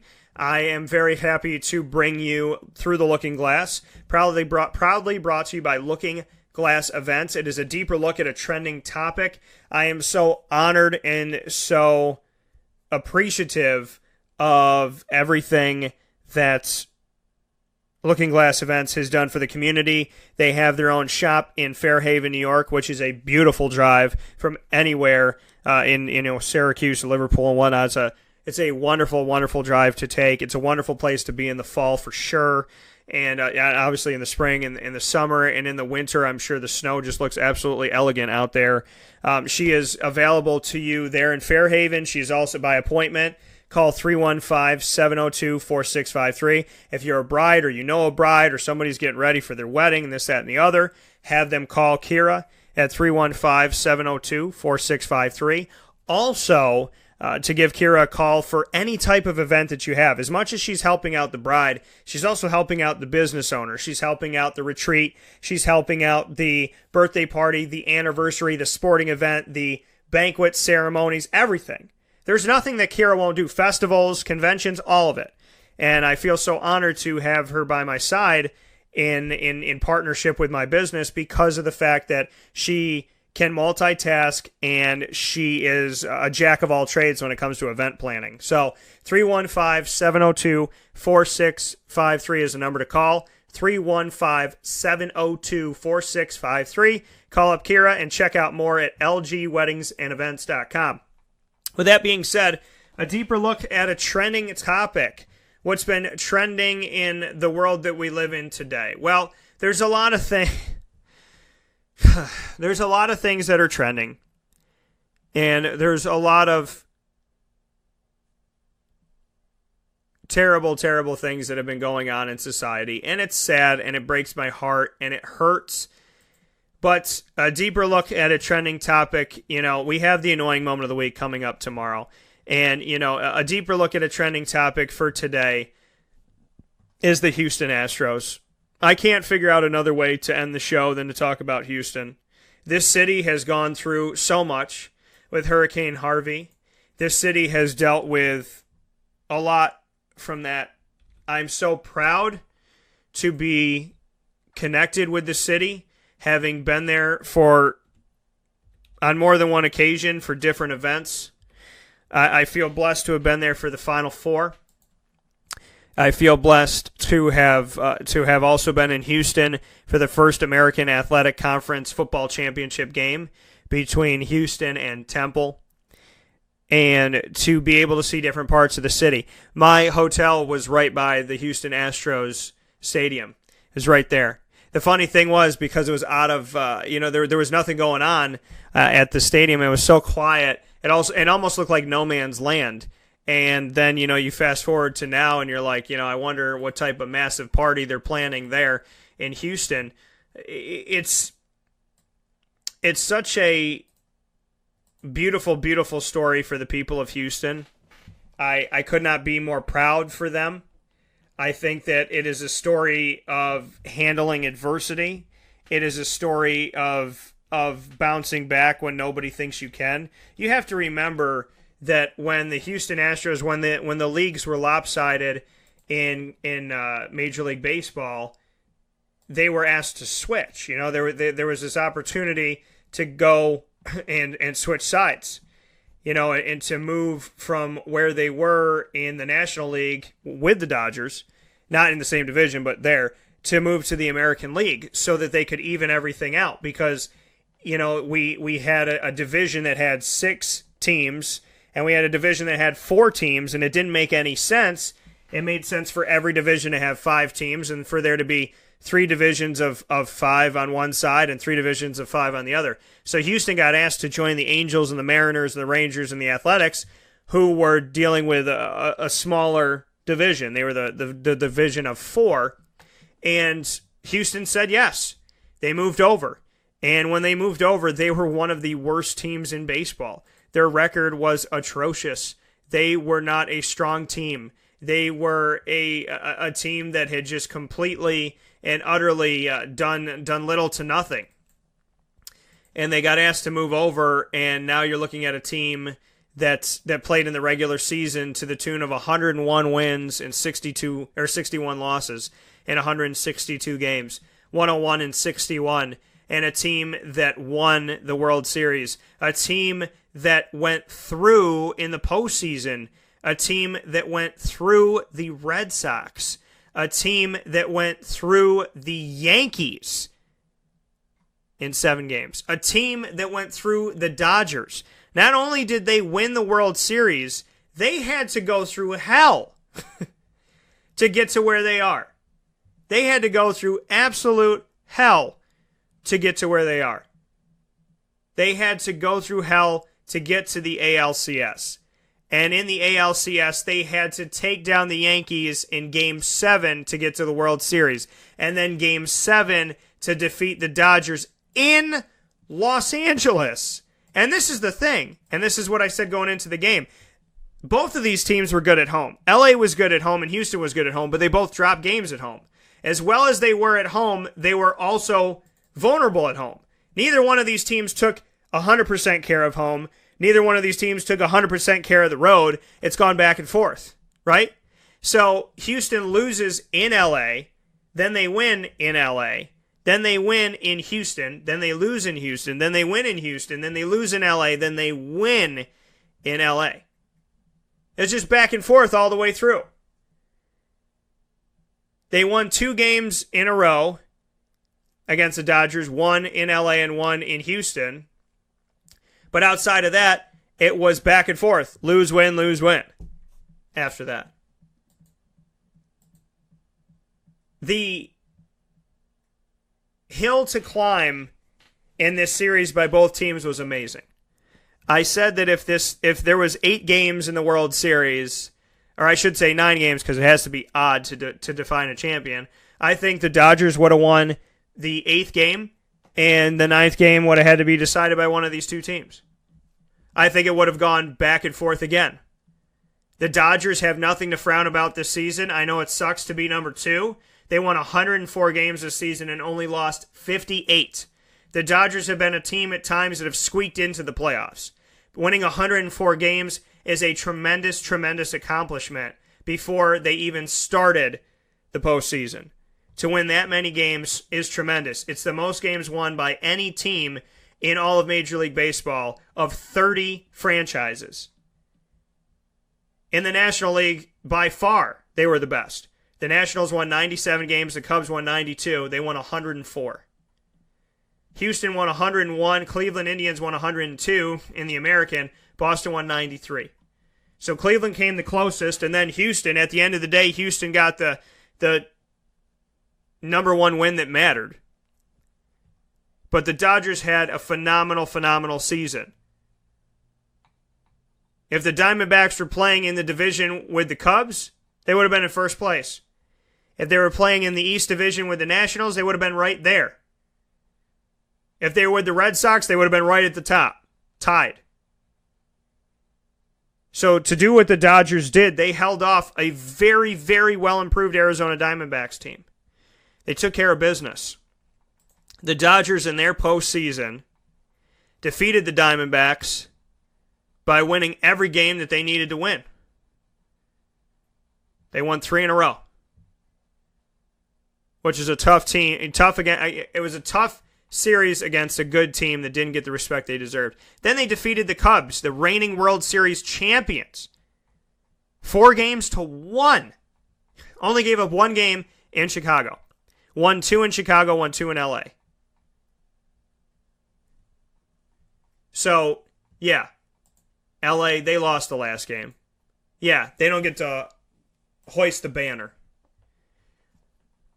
But the Dodgers have a lot to be proud of this season. And both of these teams made an average baseball fan or a non-baseball fan pay attention. Made people who could do without baseball focus in on baseball. So a deeper look at a trending topic is how the Dodgers and the Astros commanded your attention even when they lost it. Like I told you, it's hard for me to go through 162 games. I feel like I blinked my eyes and the season was over, though, at the same time. As much as there's so many games, I still feel like, and they're playing games when it's still snowing outside. At the same time, I feel like I can't believe the season's over.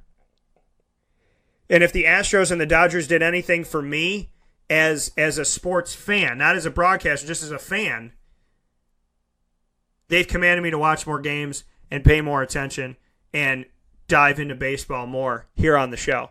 They've commanded me to give some focus to baseball. They've commanded me to spend some more time with baseball. They've commanded me to pay more attention. They've commanded me to sit down and watch a game and to take note of it and to appreciate it more.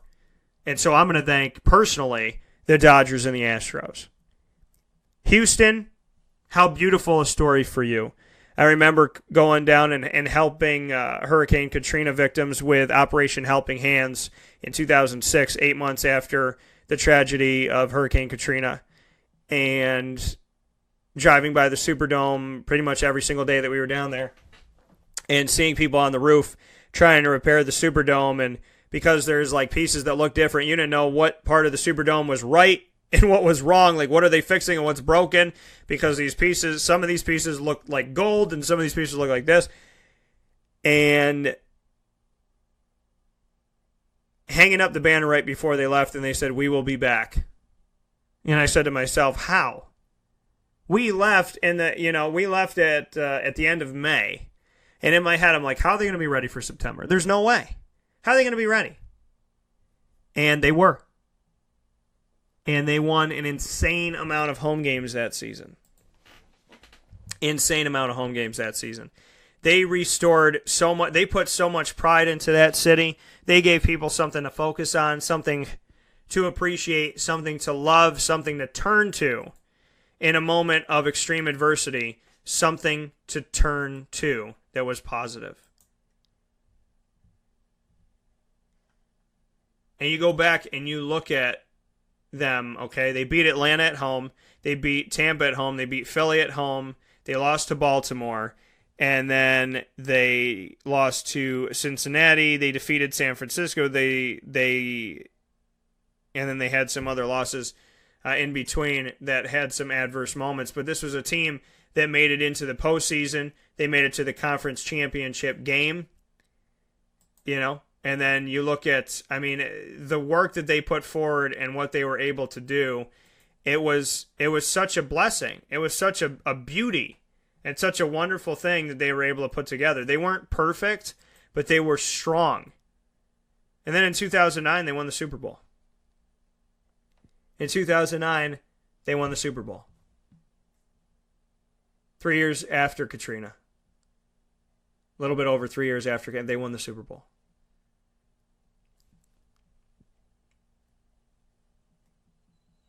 And they started off the season on a 13-game winning streak. 13-0 to start the 2009-10 season. 13-0. Lost their last 3 games of the regular season, and then won the 3 most important games of a lot of their lives in a divisional game against Arizona, conference championship against Minnesota in overtime, 31-28, and the Super Bowl against Indianapolis. So, Houston, take it in. Houston, enjoy this. It's not just about sports. It's about something positive to focus your energy on. Something positive to focus your attention on. You may not have a house right now, but I know you want to go out and get a hat. I know you want to have a hat, and you're going to put that hat on, and you're going to have that World Series champions Houston Astros hat with the star on your head while you're picking up those pieces of wood and you're putting your life back together. It's amazing what a moment like this in sports can do in life, which is why Wake Up Call with Dan Tortora and Dan Tortora Broadcast Media, LLC, and even before that, has always been, quote, where sports meets life. It is an honor and it is a privilege to talk about sports and life with you. And it is an honor and a privilege when they meet each other on the field, on the court, in the game of life. Congratulations, Houston. And congratulations, LA, on a phenomenal season. God bless you both, and God bless everybody.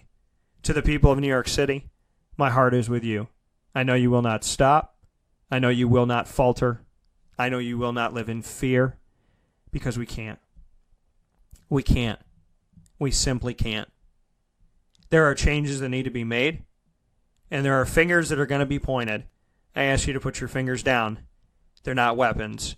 Don't point them at people like a gun. Don't point them like a weapon. Put your fingers down, and let's figure this out.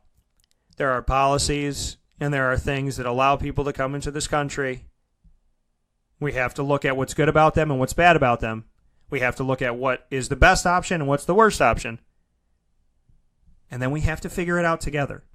But pointing fingers and saying you're this and you're that and we can't let anybody in and we got to let it... No. I don't think there can ever come a day where we don't let anybody in. I don't think that'll be a bright day for us.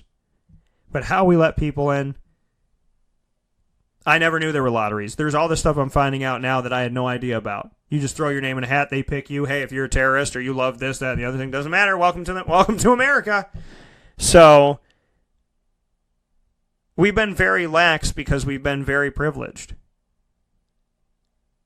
We need to get on the horse, right? We fought for this country from England a long time ago. Now we're fighting for this country from terrorists.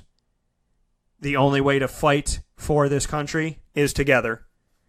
The only way to fight for this country is through equality and through listening. We can't do it any other way. I love you all, and I appreciate you all. And I cannot wait to see you at Muddy Waters tonight. If you are in Syracuse, Liverpool, Clay, Cicero, Baldwinsville, Phoenix, Fulton, Mattydale, DeWitt, Marcellus, Manlius, Camillus, Fayetteville. I think I said that already. Jamesville, North Syracuse, East Syracuse, wherever you are, there is nothing like game show night. You have no excuse not to be there. It's Thursday night. I mean, it's Thursday night. Bring the kids. Bring mom and dad.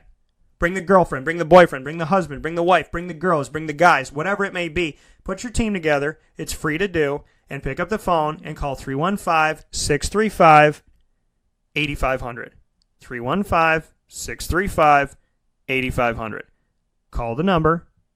Reserve your table. I'll see you at 7 o'clock. Muddy Waters, Thursday, November 2nd, and every Thursday. I will see you this Thursday and every Thursday at 7 p.m. at Muddy Waters for live game show night.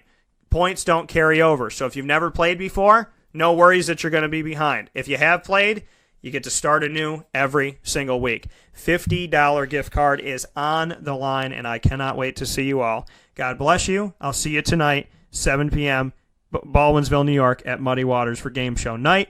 I'll be back here on the air tomorrow morning, 9 a.m. to 11 a.m. Eastern Time. Annoying Moment of the Week, proudly presented by Carvel DeWitt.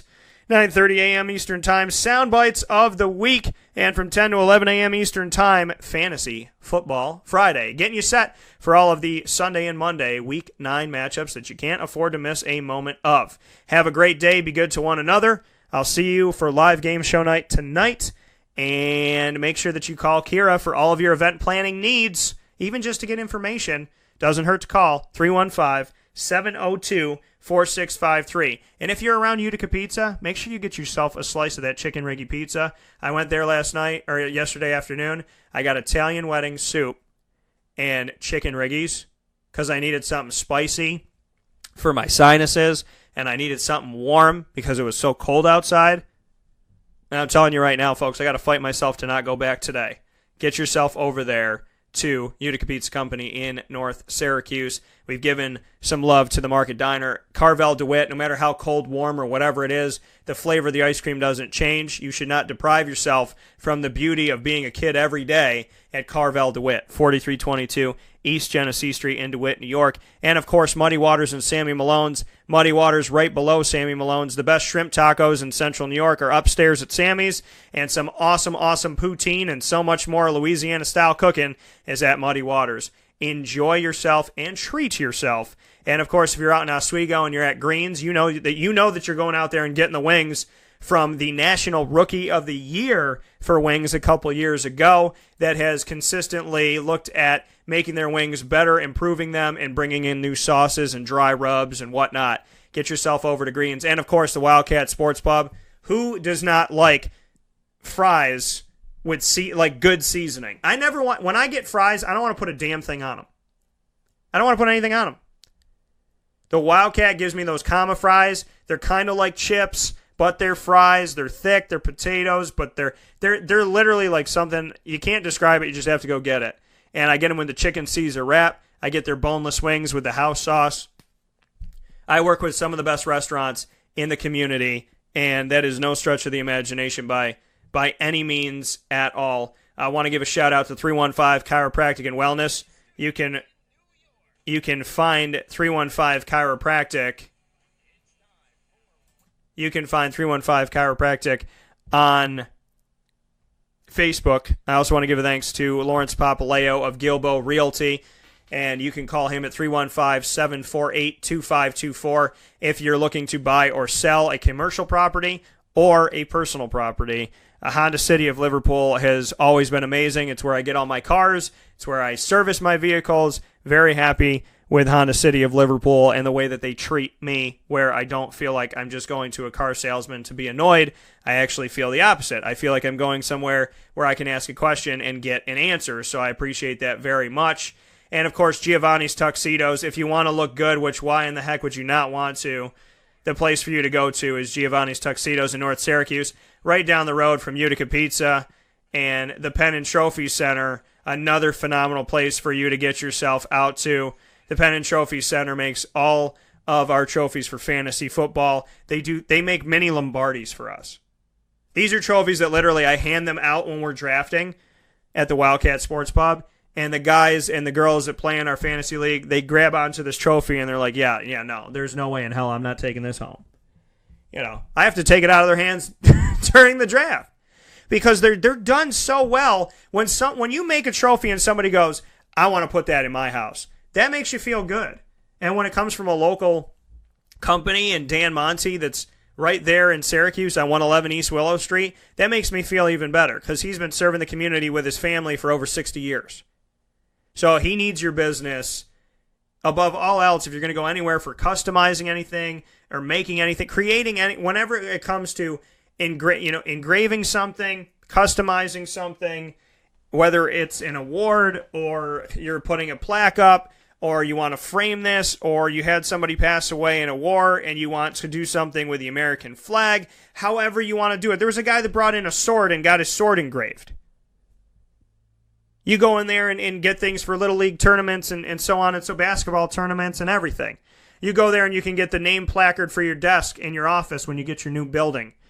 Whatever it may be. You can get a pen with your company's name on it that's Star Wars or Spider-Man or whatever. So when you're signing big-time agreements, you got your favorite childhood character right on there. Because if you're like me, you're always going to be yourself. So the Penn and Trophy Center that you can get at 315-422-8797 is located in Syracuse on 111 East Willow Street. I also want to give a big shout-out to Lee's and Staggerwell downtown. The Wake Up Call Pub Nachos are legitimately one of the greatest things I've ever had in my life. They're nachos with corned beef and pastrami. It's like having a sandwich with your nachos. It's a marriage of two things that we all love. And here in the Northeast, pastrami, corned beef, are you kidding me? Throw that on top of nachos with the cheese and the banana peppers and the olives and the lettuce. Oh, my God. If you haven't had them yet, you got to be insane. Get out there and get them. 117 East Fayette Street in downtown Syracuse. And of course, you know, to make sure that I don't leave the show today without giving a special thank you. Also, I've given one to Looking Glass Events, but to also give a thanks to fanhands.com, where you should all go to get your fan hands for the Syracuse games this season, Lemoyne, OCC, Oswego, and so on and so forth. You want to be loud, be proud, and be an amazing fan, go to fanhands.com and get one of the most inexpensive ways to be one of the loudest people cheering on your team. You get great gifts for Christmas as well coming up. And special thanks to Drysig Apparel and DrysigLady.com. You can check out what they have to offer in some of their catalog on my website by going to the Central New York tab and scrolling down to Drysig Lady and Drysig Apparel, DREISSIG Apparel.com and DREISSIG Lady.com. Check them out. Find me on Facebook at WakeUpCallDT, Twitter at CallDT, Instagram at WakeUpCall_DT. And if you missed the video of the big announcement for Wake Up Call and Superpowered Pop, you will find that at the top of both of those pages on Facebook, Wake Up Call with Dan Tortora and Superpowered Pop with Dan Tortora. God bless you. Have a great day. Be good to one another. Make sure that you connect with the CNY Pop Festival on Facebook, Twitter, and Instagram, all under the same name at CNY Pop Festival. Find out more about what it's all about by going to any of those avenues. And once again, I'm looking forward to seeing you tonight for live game show night. Pictionary meets Family Feud in an amazing game with amazing food surrounded by an amazing community. God bless and have a great day. I love you, grandpas. I love you, my grandmas. I love you, Kate's grandpa, who's here on Earth. and I am so very blessed to have the family that I have. I love you to all in my life that have been so good, to my wife, to my dog, and G-Mama, I miss you like crazy. Have a great day, folks, and I'll talk with you tomorrow morning and tonight at Game Show Night.